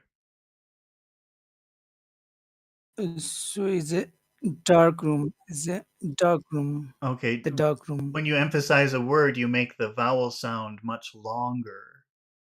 You say the dark room looked sinister. The dark room looked sinister. Right? That's what, when you're making the rhythm of a phrase, the emphasized syllables become longer, more noticeable, and the unemphasized words become very small and sometimes hard to understand. The dark room looked sinister. The dark room looked sinister. Looked sinister. Looked sinister. Well, this is something that we should talk about. We've got two full sounds here. We've got looked and then sin. We already know that English doesn't really like that combination. But when you have two long sounds together, the first sound always becomes longer. So listen to how much longer I make look compared to sin. The dark room looked sinister. Okay. The dark room looked sinister. Mm-hmm. That's right. The dark room looked sinister. The dark room looked sinister. Can you try that, Alex? The dark room looked sinister. The dark room looked sinister. Okay. Let's see. Can you change that from... Use the word stranger, Alex. The stranger looked sinister. And which syllable are we emphasizing in stranger? Stranger. So it sounds like this. The stranger looked sinister. The stranger looked sinister. We'll put that here.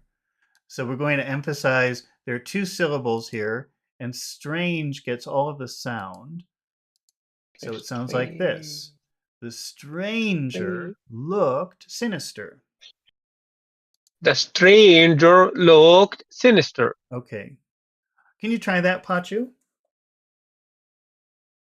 The stranger looked sinister. Stranger. Make it bigger. Stranger.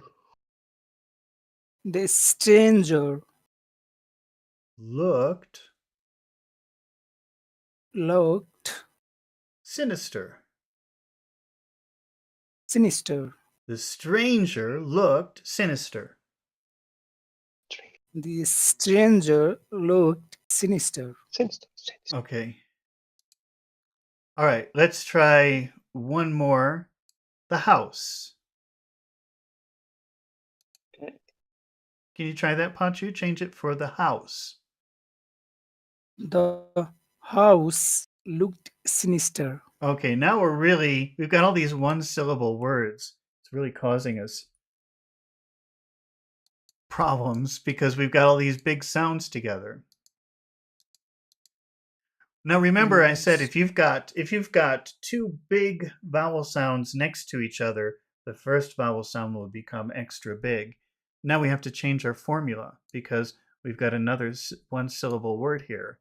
So now house becomes very big, and looked becomes smaller. Listen to how it changes. The house looked sinister. Okay, so house looked sinister. Yeah, suddenly house becomes extra big just because it's the first big sound, and then looked is the second big sound. So the house looked sinister. The house looked sinister. Okay. Now, Pachu, let's add some music. Oh, wait. Let's go to Alex. Alex, can you try that? The house looked sinister. The house looked sinister. You hear the change? You hear how in the first one it looked sinister, but then suddenly, because house has a big sound, it's house that takes the sound. The house looked sinister. The house looked sinister. Let's add some music. Let's go from high to low. So it will start high. The house looked sinister. The house looked sinister. Okay, not sinister. Go down. Sinister. Yeah. The house sinister. looked... The house looked sinister. Yeah. You're doing this. Watch my hand. You're saying the house looked sinister. Don't do that. Do this. The house looked sinister.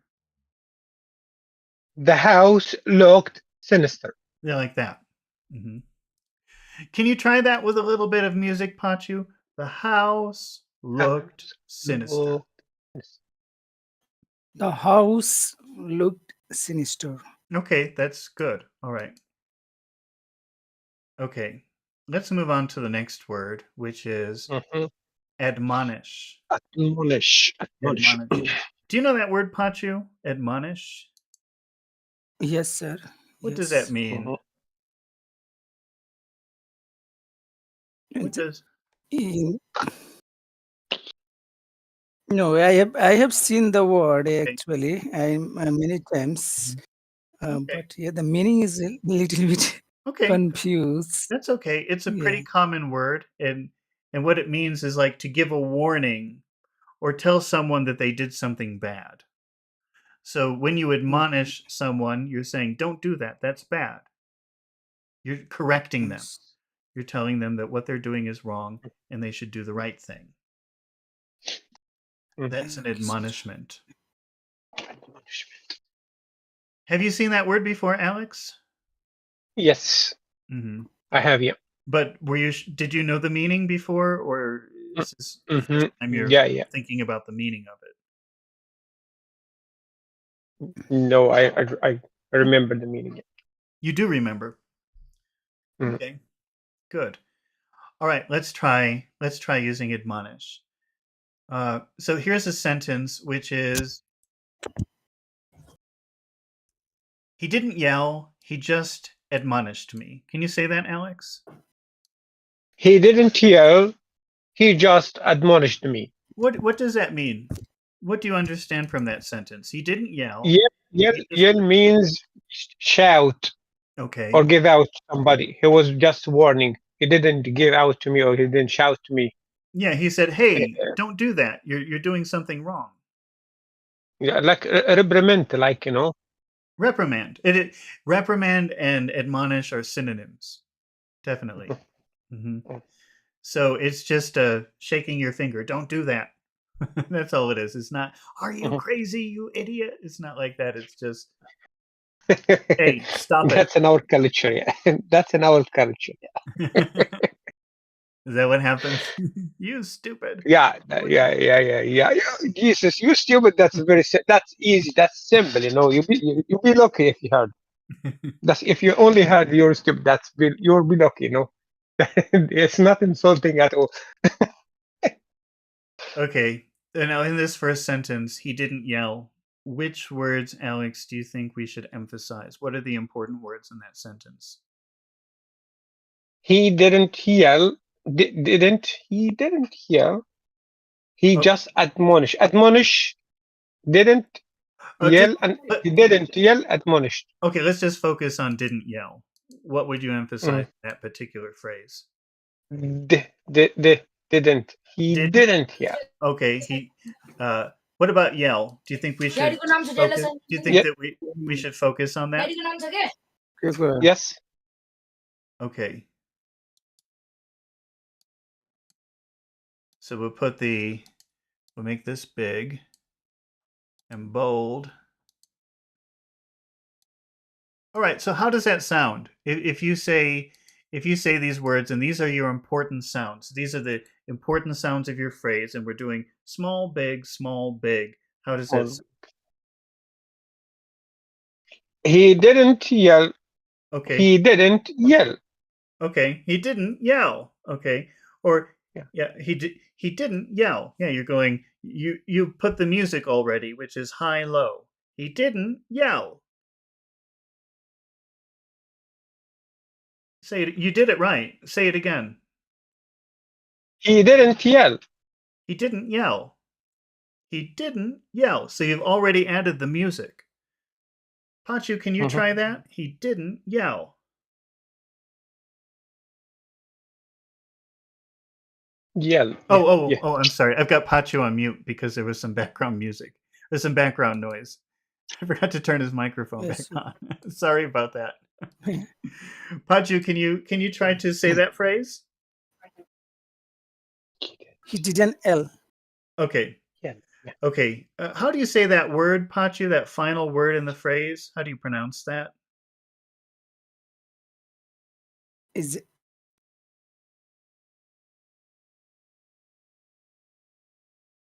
Hello? L. Yes, sir. L. Okay. I'm not hearing the Y. And the way that you're going to make the Y sound is bring your tongue back to the back of your mouth. Yell. This is the back of your tongue. This is the top of your mouth. Yell. Yell. Bring your tongue up in the back. Okay, so yell. You're Yell. good. That's good. That's how you should do it. Try it again. Say, he didn't yell. He didn't yell. Oh, that's very clear. Okay. So our two focus sounds are did and yell. He didn't yell. Say it again. He didn't yell. Okay, good.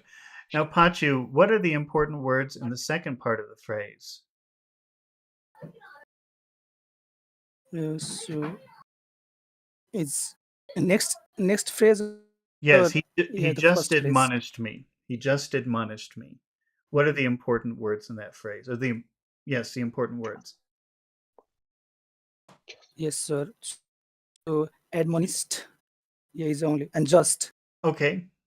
So I think you're right to want to emphasize just here. I think that's pretty important because it's like only.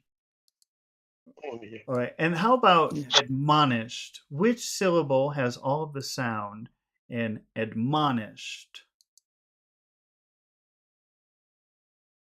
Admonished. Mon. You're right. Admonished. Admonished. Just ma. Admonished. Okay. So now this is closer to the typical rhythm. That first sentence had a lot of one-syllable words, which makes it a little bit complicated to pronounce in the preferred rhythm. So, but this one is good. We've got small, big, small, big, small, small. Okay. He just admonished me. He just admonished.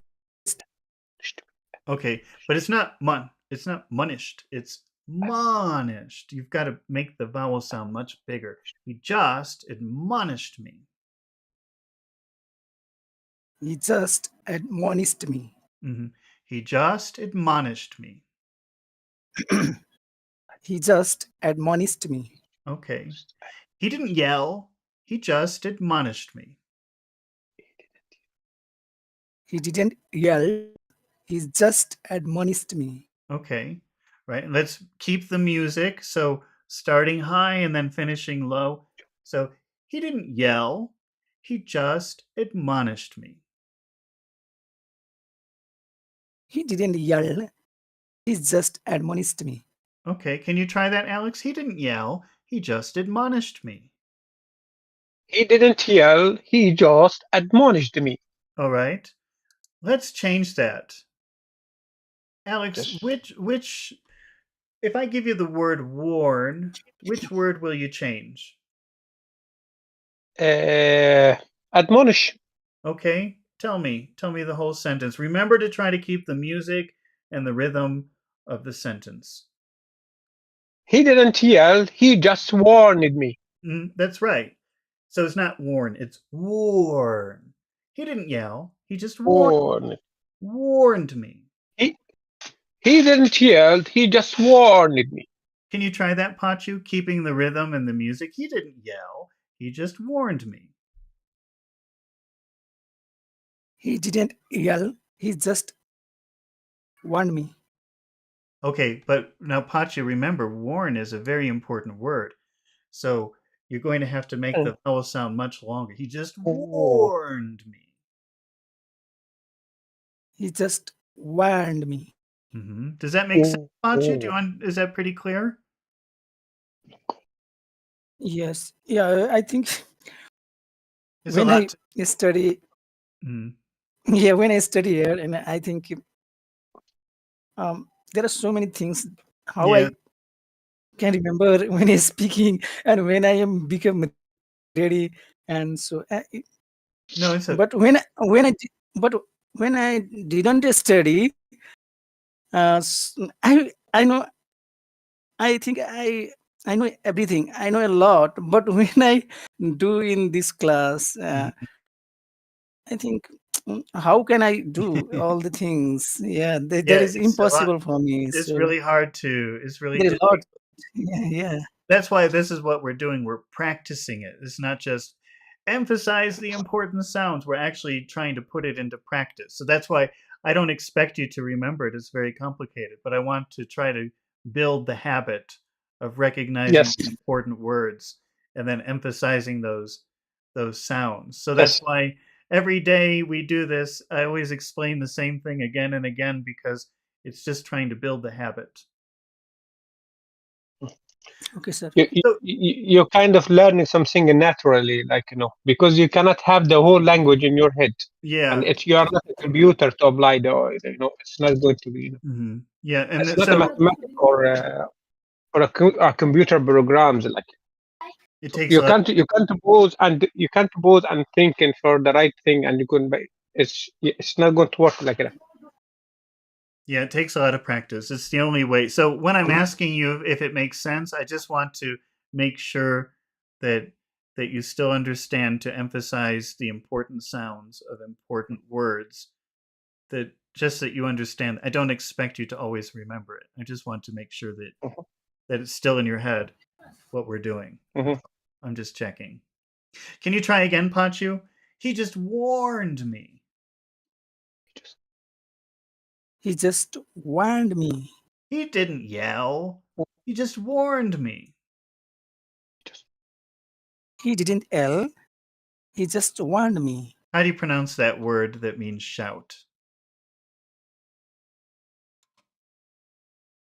He didn't yell. He just. How do you Yes, sir. pronounce that, Pachu? How do you pronounce that word? Remember you have to lift your tongue up to the back, almost touching Yeah. the mouth, and then your tongue is spread out. So this is your tongue, it's spread out and it's up. Yell. Yell. Like that. Yeah. Like that. Yes, I forgive that way. So yell. That's important because Yell. if you say L, it sounds like EL, which, as far as I know in English, well, I could think of Yes. ways to use that word, Yeah. actually. It is a word, but it doesn't make any sense here. So he didn't yell. He just warned me. Try it again. He didn't yell. Mm-hmm. He just warned me. Not warned me. It's warned me. Long O, warn. Warned me. Warned me. Warn. You've got to make the vowel sound longer. It's a big, important word. We have to hear it if you want to have the rhythm and lose your accent. So he just warned me. Warn. He just warned me. Warned me. Okay. Warn it. Mm-hmm. All right. Can Pachu? Let's Alex. Can you try that? He didn't yell. He just warned me. He didn't yell. He just warned me. Okay. Change it to cautioned. He didn't yell. He just cautioned me. Mm-hmm. You hear that, Pachu? It's not cautioned. It's cautioned me. Cautioned me. Cautioned me. Cautioned me. He didn't yell. He just cautioned me. He didn't yell. He just cautioned me. Cautioned me. Stretch it out more. Don't be afraid to make it extra long. Okay. He just cautioned me. Cautioned me. Cautioned me. Can you say de me? De me? Dimmy. Dimmy. De me? Caution de me. Cautioned me. De me. De me. De me. Dimmy. Caution to me. Dimmy cautioned me. Caution to me. Cautioned me. Yeah, we have to hear the D.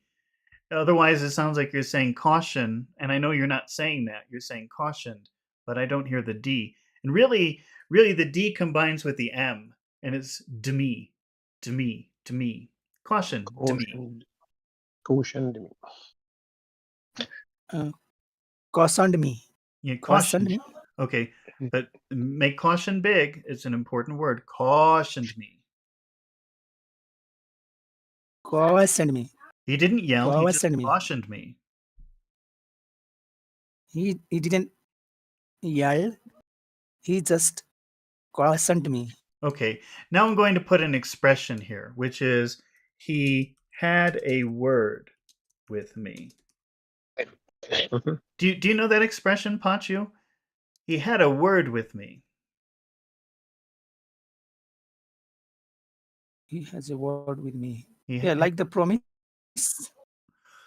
that's giving Mhm. your word. Giving a word. Two things. Okay, you have to be careful because to have a word with someone could mean two things. It could just mean a very short conversation. It's a very typical way Or of saying, "Can I talk to you for a minute?" Another way of saying, "Can I talk to can I you?" have a word with you? Yeah, "Can I have a word with you?" So it could mean that. But another word, another way of using "have a word with someone" is to It's a uh, warning. it's kind of a warning, kind of like, look, you're doing some bad things. You have to stop it, or maybe we'll have a problem. Mhm. So it's kind of a soft way Okay. of telling someone you better be careful. So it means Okay. two So okay. things. It means a very short conversation, or it also means a little warning. Is that pretty clear, Pachu? It- Yes. Yes, sir. Yes. Okay, two different ways. Pachu, that sentence, he had a word with me. Which words are important? So is a had Okay, and word okay. He had a word with me. Anything else? as a me also. Oh, I don't know. Let me try it out for a minute because let's see. He it- had a word with me. He had a word with me. Maybe not. I guess had and so, word is enough. good. Yes. Because if you Okay. say he had a word with me, it sounds like he didn't talk to the other people. It was only me, and that's not a very neutral sentence. So let's just emphasize had and word. Pachu, how And would you word. say had plus a word plus with? How does that sound in a So phrase? he had a word. Okay, He had a now word with. had is important, right? Is that you said that's an important word, right? Yes. How should it sound then? Had? Yeah. Had What do you do to a word to make it sound more important? is a make longer vowel Okay. sound. So had or had? It's a had. It's Okay. a had. And he and a are very small, so it sounds like this. He had a. He had a. He had a. He had a. You make it a little bit longer. He had a. He had a. He had a. Okay. Let's say so again, word is very important, so we're going to extend the vowel sound, but with will be very small. Word with. Word with. He had Word a with. word with. He had a word with. He had a word with. Make word bigger. Word. Okay. So he had a word with. He had a word with me. He had a word with me. He didn't yell. He had a word with me. He didn't yell. He had a word with me. Okay. Say it again. He didn't yell. He had a word with me. Okay. Let's make didn't well, Alex, can you try that? He didn't yell. He had a word with me. He didn't yell. He had a word with me. Okay, can you add a little music again and say he didn't yell? Do it high low. He didn't yell. Okay. He didn't yell. He had a word with me. Okay, right. So had and word are still pretty high, and then we fall down low. He had a word with me. He had a word with me. He didn't yell. He had a word with me. He didn't yell. He had a word with me. Pachu, can you try that with the music and the rhythm together? He didn't yell. He had a word with me. Okay, how do you pronounce yell, Pachu? Can you say that word again? Sorry. He didn't yell. He had a Yeah. word with me. Okay, that was good. All right. All right, let's move on to demeanor. The word demeanor. Okay. Pachu, do you know that word demeanor? Have you seen that word before? Yes, yes, sir. What does that word Yes. demeanor mean? Don't tell me we've already done It's, this word. yeah, I meaning, hear Pachu actually laughing a meaning, little bit. So I guess we did it before, right? yes, yeah.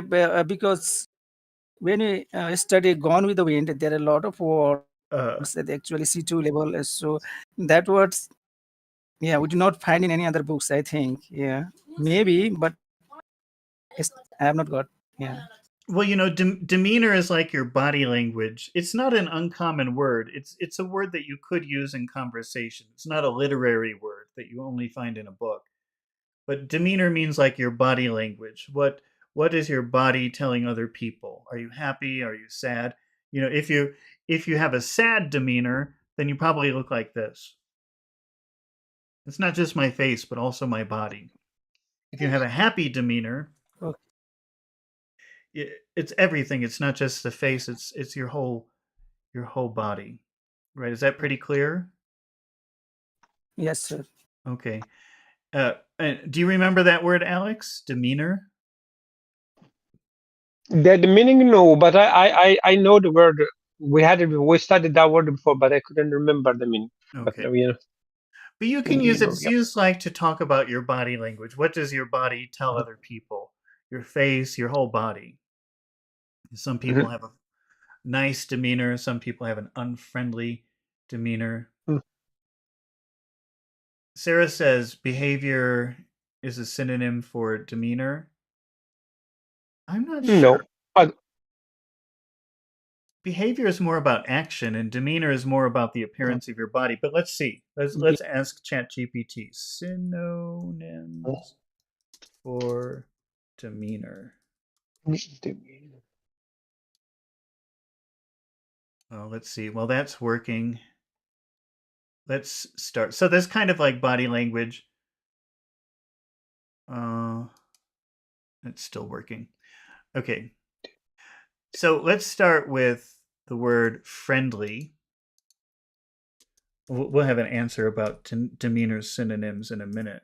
But Alex, can you read that sentence? Her demeanor was friendly. Her demeanor was friendly. Okay, her demeanor. What are the important words in that phrase, Alex? In that sentence? Demi, Me, demi. Her me, demeanor. me. Long E, yeah. So we've got me, and what other word is important? Friendly as an adjective. Okay, and which syllable in the word friendly has all the Friendly. emphasis? Friend, Friend. friendly. Okay. Friendly, yeah. Friendly, friendly, friendly. Okay. So now we've found the rhythm of the sentence, which is small, big, small, big, small. All And it sounds like this. Her demeanor was friendly. Her demeanor was friendly. Pachu, can you try that just with the rhythm? Her demeanor was friendly. Her demeanor was friendly. Okay, don't go too quickly through the important sounds. You're saying her demeanor was friendly, but it's a little bit hard to. If you just stretch out that vowel sound more, that would be better. Her demeanor was friendly, friendly, demeanor, friendly. Take your time with Her those vowel sounds. demeanor. Her Friend. demeanor was Demeanor. friendly. Try to say the sentence again. Try to remember that you should try to extend the vowel sounds. And with friend, you can really extend the N if you want. That sounds better. Friendly. Friendly. Mm-hmm. Say the sentence again. Her demeanor was friendly. Okay. And then we'll just add a little music. Her demeanor was friendly. Her demeanor was friendly. Okay, that's good. Can you use the word calm, Pachu? Change the sentence using the word calm.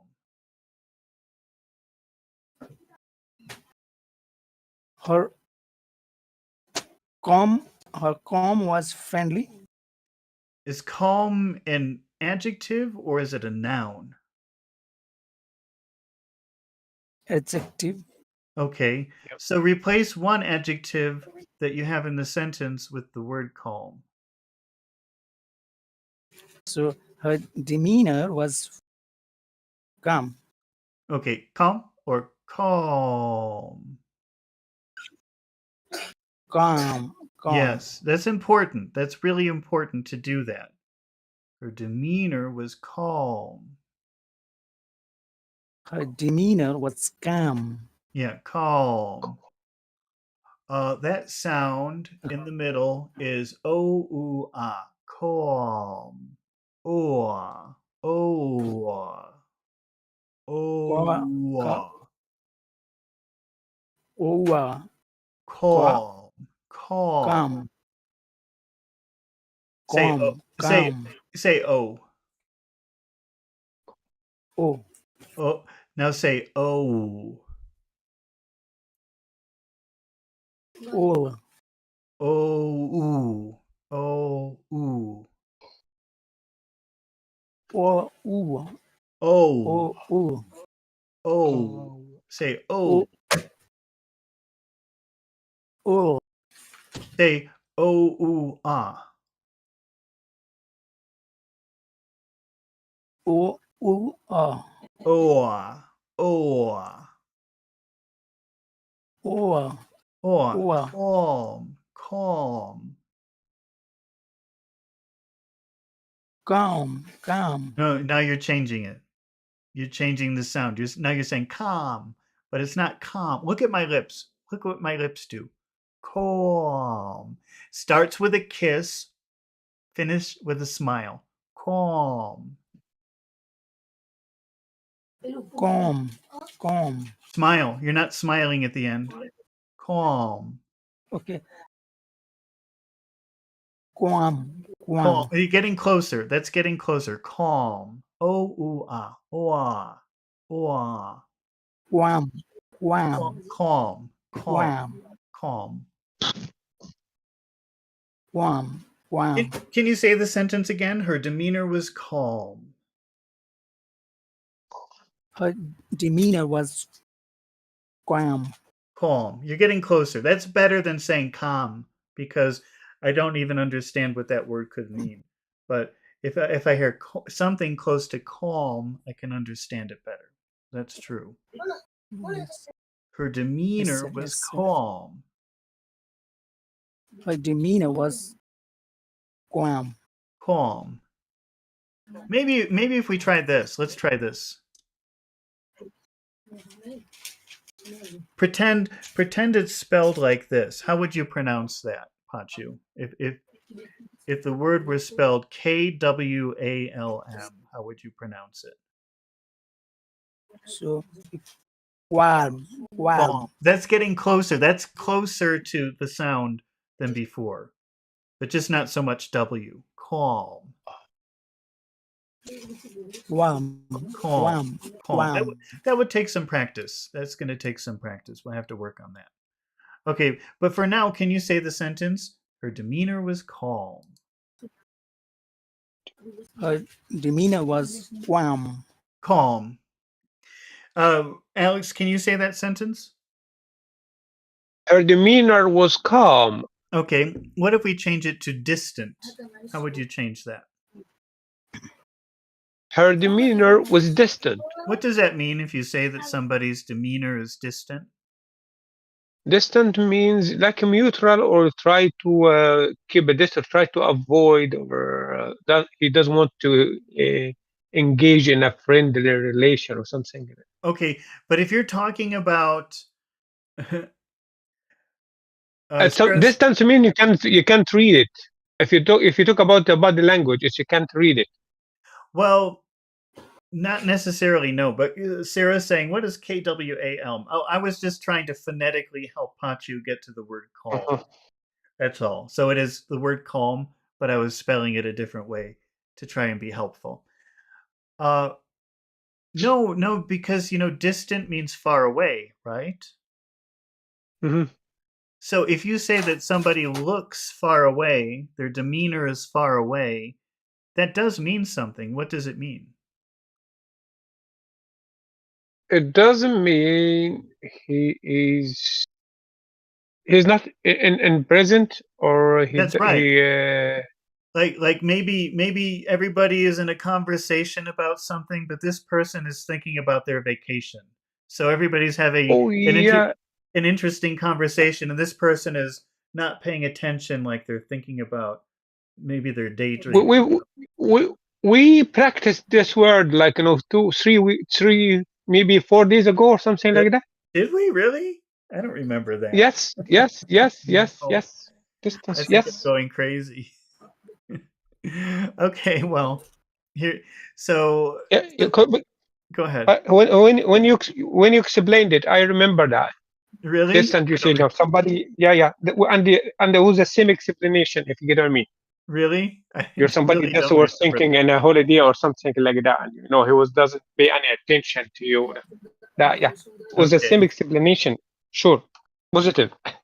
Do you remember that, Pachu, talking about distant people? That was No, yeah. no, sir. No. Okay, good. Pachu doesn't remember either. Yes, sir. It doesn't know. Yes, I am also.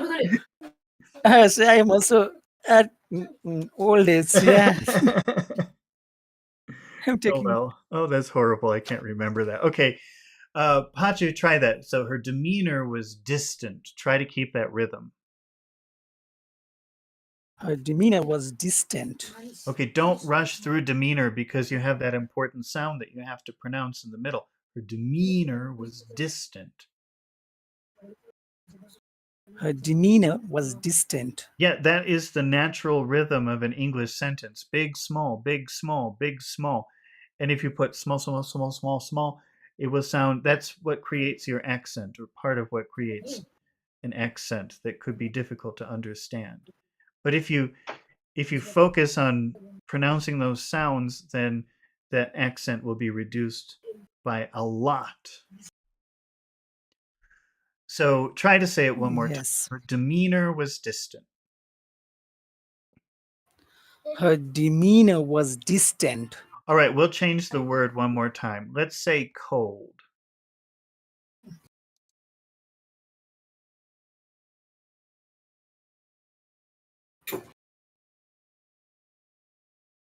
Can you change the sentence using cold? Her demeanor was cold. What does that mean? Her demeanor was cold. So her body language, yeah, is giving a bad signal. Yeah, or yeah, like cold means like treat as enemy, or yeah, something bad. Look, Unfriendly. Unfriendly. unfriendly. Unfriendly. Yes, yes. Okay. Say that sentence again, Pachu, and remember that cold has a very long vowel sound in it, long in duration. Oh. Her demeanor was cold. Cold. It's the O that gets the attention. Cold. Oh. You could give it to the L if you wanted to. I recommend the O. Cold. Cold. Cold. Her demeanor was cold. Her demeanor was cold. Can you try that, Alex? Her demeanor was cold. Her demeanor was cold. Okay, that was good. All right. Now let's move on to our final word for today, which is pompous. Pompous. Pompous. Yeah. Have Pompous, you yeah. have you seen that word before, Alex? Pompous. Yes. Bombas his shoulder, or bombas his. It's like being shown arrogant or proud of himself or something like that. You're right. But now, Alex, can you try to say that again and pay attention to whether P is a sound that you push out of your mouth or a sound that you eat? Pompous. Pompous. Pompous. Pompous. Yeah. Pompous. Pompous. Yeah. Really, the middle P is not important. That could sound a little bit like a B. But really, the first sound must be P. It must be very strong. Pompous. Pompous. Try it again. Pompous. Pompous. Okay. Let me find my phrase.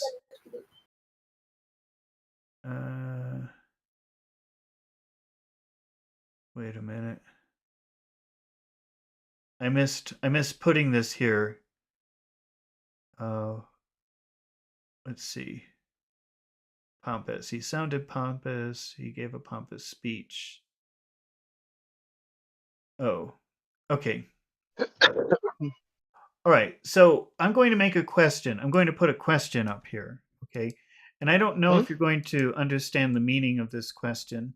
Pancho, have you seen pompous before? Yes, sir. Yes. You have? So that's the way that you're saying it, it makes me sound like we've already done this.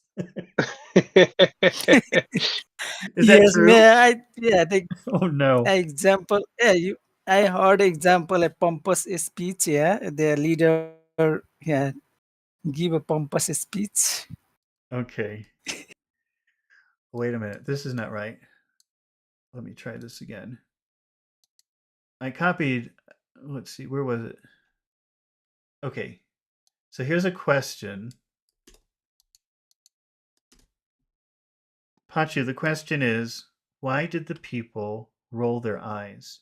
Do you know what that means if somebody rolls their eyes? What does that mean? Roll their eyes. Yeah, I don't know the meaning. Roll their eyes. Watch my eyes. Okay. If you tell me something and I disagree with you or I think what you say is stupid, maybe I'll do this. Like maybe I'm tired of it and I go like this. How do you interpret that? Oh God. What does that mean? Yeah, is something surprising? No, it means I'm tired. I don't want to listen to you. If somebody does this to you, if maybe it's different in Nepal, maybe the body language is different. But when somebody does this, you know, they kind of look up in their head or look to the left or look to the right. It means, oh, I'm tired. Shut up. I don't want to listen to you. Okay. Do you do that in Nepal? That's not universal? Rolling your eyes? Yeah, I think it is universal. Yeah, this is applied everywhere. I think. Yeah, that's what people do. It's like a signal, like I don't want to talk to you. I don't want to hear what you have to say. What you're talking about is stupid. That's what it means. Okay. That's a very common phrase, rolling your eyes. Alex, have you seen that expression before, rolling your eyes? Yes, I have. Yeah. Okay. Is that something? Normally, sorry. Go ahead. Normally, the body language is universal. You know.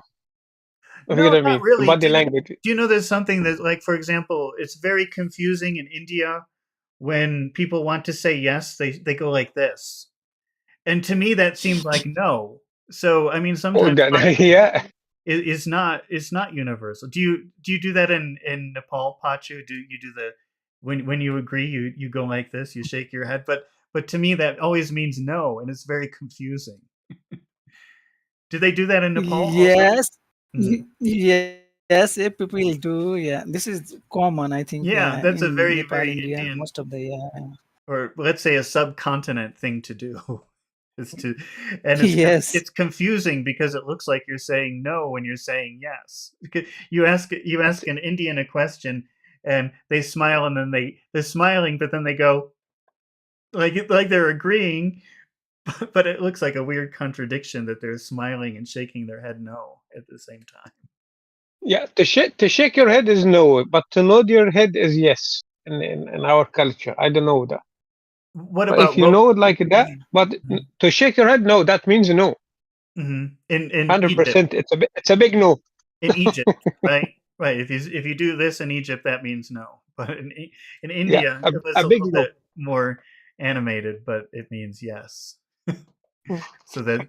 But what about rolling eyes? So in Egypt, will people roll their eyes if they're tired of listening to you, or they don't want to hear what That, you want to say? that means meaning. I need you just to finish quickly. I'm not interested in your speak or something like that. No, Oh yeah. it's a yeah.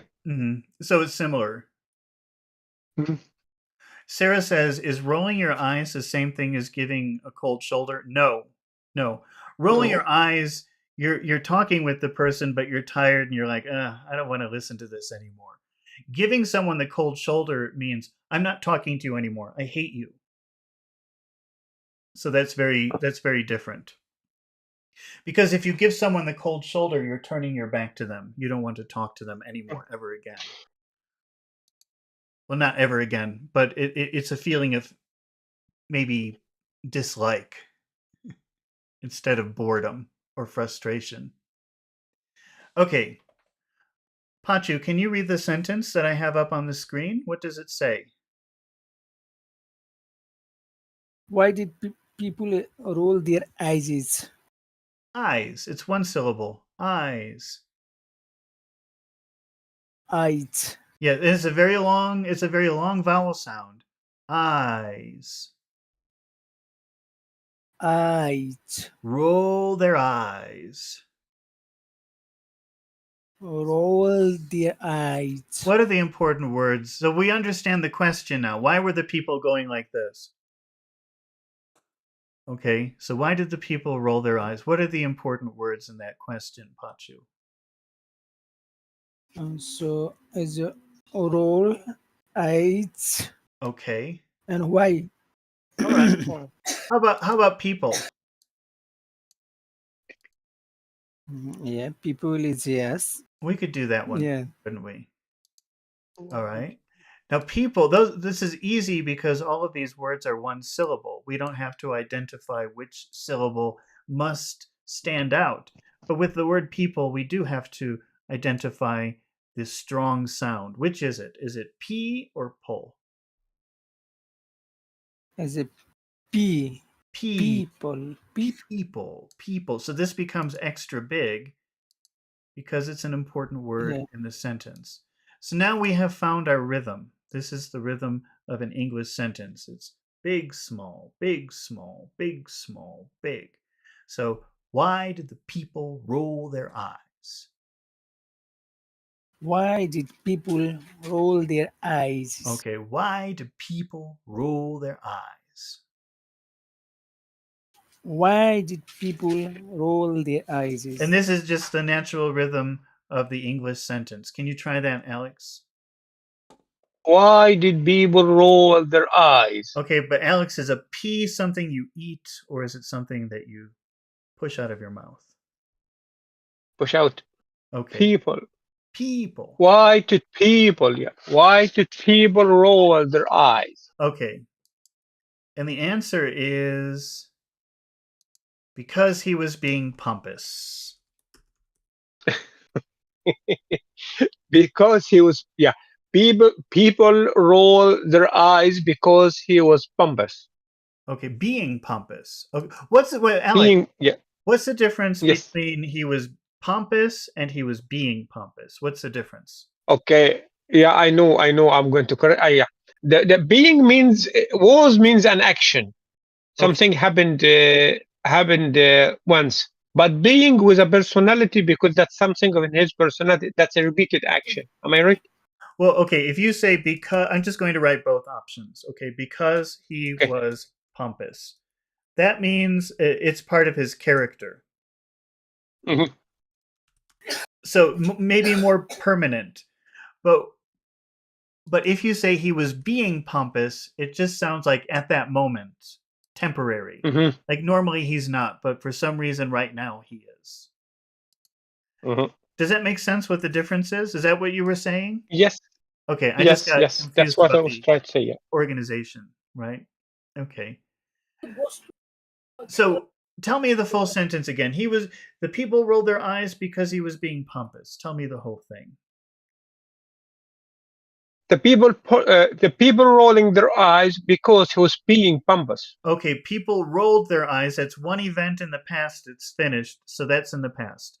The people rolled their eyes because. The people rolled their eyes because he was being pompous. Okay, actually, let's put all of that in one sentence because, let's see, the people rolled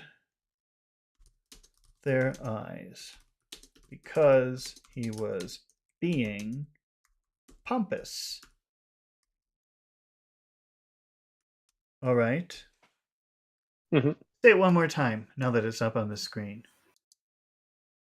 The people rolled their eyes because he was being pompous. How would you say because plus he plus was? Those are three things that are always pushed together in a certain way. Because he was. Okay, because he was. Because he was, yeah. Because he was. So we'll emphasize cause, but he and was almost disappear. It becomes z was because he was. Because he was. Because he was. Because he was. Because he was. And what other words would we emphasize in that final phrase? Because he was being pompous. Being pompous. Pompous. He was being pompous. Because he was being pompous. Because he was being pompous. Because he was being pompous. The people rolled their eyes because he was being pompous. The people rolled their eyes because he was being pompous. Pachu, can you try because he was? Because he was. Because he was being. Because he was being. Because he was being pompous. Because he was being pompous. Pompous. Push more air out. You gotta push the air out. Okay. Pompous. It's almost like spitting. It's like that. Pompous. Pompous.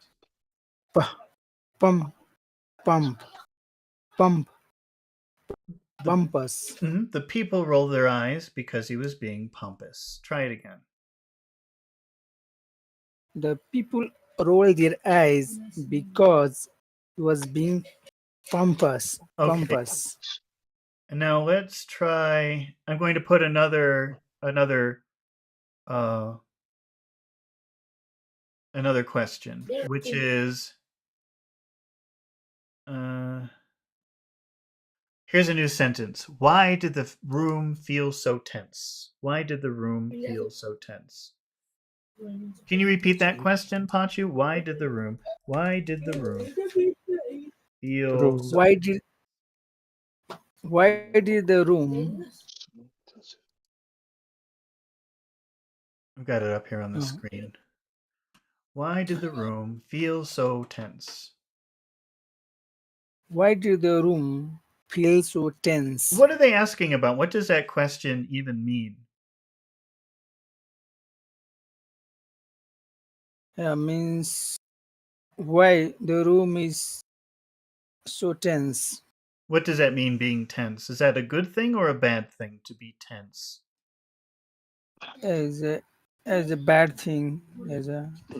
It's a bad thing. Tension. That means everything is being pulled to the limit, right?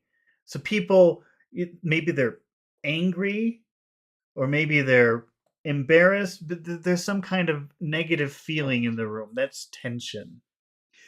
Pachu, Yes. did you ever walk into a room where maybe people were having a conversation about what they were angry about, but you don't know? Like, you just walk into the room and you feel like everybody was just talking about something and they feel angry. Yes. Did you ever walk into a room and feel like just you don't know what's happening, but you just feel the anger? Actually, I haven't experienced, but yeah, Oh, it really? may be. Yeah. Well, you're lucky. Yes. Sarah Yes. says the room doesn't feel. No, but we're not talking about the room. We're talking about the atmosphere. About the people, yeah. Well, it's like The the air. atmosphere of the Really, people. it's like the air. Mm. It's like the air in the room. Have you ever done that, Alex, where you walk into a room and you don't hear Oh, nobody's talking, but you can just feel anger or some negative feeling? yeah, we call it the negative energy. Yeah, Yeah, you could feel a negative energy in the room. maybe that's a good way of thinking about it. Like, Pachu, you've never walked into a room and felt the negative energy of the people in the room, like they were angry or upset. That never happened?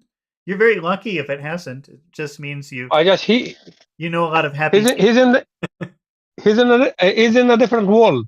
Yeah. Yeah.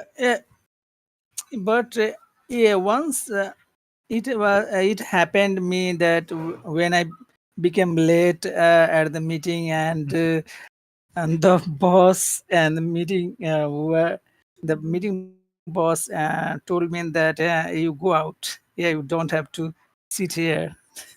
Well, Yeah, that is I failed. that's Yeah. no, that's different. Imagine this situation. Okay.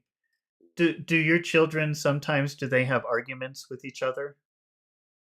Mhm. Yes. Okay. Yes. And what do you think? Do you tell them, "Hey, don't argue with each other. You're not supposed to argue with each other." Yes. Yes, sir. So Yes. so so maybe they're afraid to argue in front of you, right? So if you're Yes. close to them, they won't argue. But if you're in a different room, Ye- maybe they'll argue, right? Yes. So Yes. but Yeah. imagine but when you enter the so imagine you say, "Oh, what is that yelling? I'm going to go and check on them." And you go into the other room and then they're quiet, right? But Yes. Yes. but you can still feel the anger in the room, right? You can still feel that they're angry with each other. Yes. Do you Yes. feel do you Yeah. feel that negative energy? Even though they're not saying Yes. Yes. anything. Yeah. So it's not about your boss Yes. saying, "Get out." It's nobody is saying Mm. anything. You can just feel the anger, the energy in the air. Yes. And that's what it means when you ask the question or when you say the room feels tense. It means you can feel anger or frustration, some negative feeling. You can just feel it. It's not about words. It's Yeah. about feeling the air, breathing the air. Sarah says, so the meaning is Yeah. dark. To me, dark means scary or depressing, but maybe in Arabic that maybe you use that word dark to mean tense. I'm not sure. Okay. Pachu, make the question again. Try to focus on the words that are important without identifying them. Don't tell us what the words are. Let me hear what you think are the important words just by reading the sentence. Okay. Why did the room feel so tense? That was good. That's exactly how you should be doing it. If you can just make that a habit, then suddenly your like 70% of your accent will disappear. Why did the room feel so tense? That's a very natural way of saying that. Big, small, big, small, big, small. Say it again. Why did the room feel so tense? Wonderful. Can you try that, Alex? Did the room feel so tense? Okay. Why did the room feel so tense? And if the Why did the room feel so tense? Mhm. And the answer is still because he gave a pompous speech. Yeah, the room felt so tense because he gave a pompous speech. A pompous, don't forget to pompous speech. That's yeah. That's my eternal mistake. Pompous, yeah. We'll just keep practicing it. So tell me again. The I room will. I felt will. so tense because he gave a pompous speech. The room felt so tense because he gave pompous speech. Gave a pompous speech. He gave a pompous speech. Can you try that, Pachu? Why did the room feel so tense? Give me the answer. The room feels so tense because he Mhm. gave He gave a pompous speech. Okay, but if we're using the word so, that's one of those words that always gets a lot of attention. So the room felt so tense because he gave a pompous speech. The room felt so tense because he gave a pompous speech. Okay, I think this is where we're going to finish today. So tomorrow, Thank you let me so just much, sir. double check on this, just to be sure. So tomorrow we'll do chapter 7, I think. Let me check my schedule. Yeah, so tomorrow, no, tomorrow we will not be reading Sherlock Holmes in the morning. Okay, but at 10 o'clock in the morning, so that's 10 o'clock Mexico City time, we're going to start a new thing. We're going to be using Sarah because she's studying for the IELTS exam, and we're going to do IELTS Study Buddies Band 7. And so at 10 o'clock Mexico City time, which is 6 o'clock, 6 p.m. Egypt time, we will be studying for IELTS Band 7. We'll be practicing with exercises specifically for working on the speaking part. Okay, and we're going to do a similar thing. So I'll practice with Sarah for about 2 hours, but then in the final hour, if there are people watching, I don't know how many people will be watching at that time because it's a different time than we normally do. But then I will have some exercises prepared for the final hour. So if we get more volunteers, 2 more people will have an opportunity to practice. Okay. But the first 2 hours, Sarah, and then we'll have an opportunity for more people to practice. All right. Thank you, sir. So Okay, yep. that's a Thank little you, bit sir. later. That's about an hour and a half from now tomorrow. So if you're available at that time, watch us. It'll be fun. Yeah. Okay. Okay, sir. Yep. All right. Thank you, everybody, for watching. Thank you for your Thanks, sir. comments and your Thank you. questions Bye bye, and sir. watching. And don't forget to hit like. Don't forget to share all that great stuff. And I'll see you tomorrow. Okay. Bye bye. Thanks, sir. Thank you. Bye bye. Bye bye.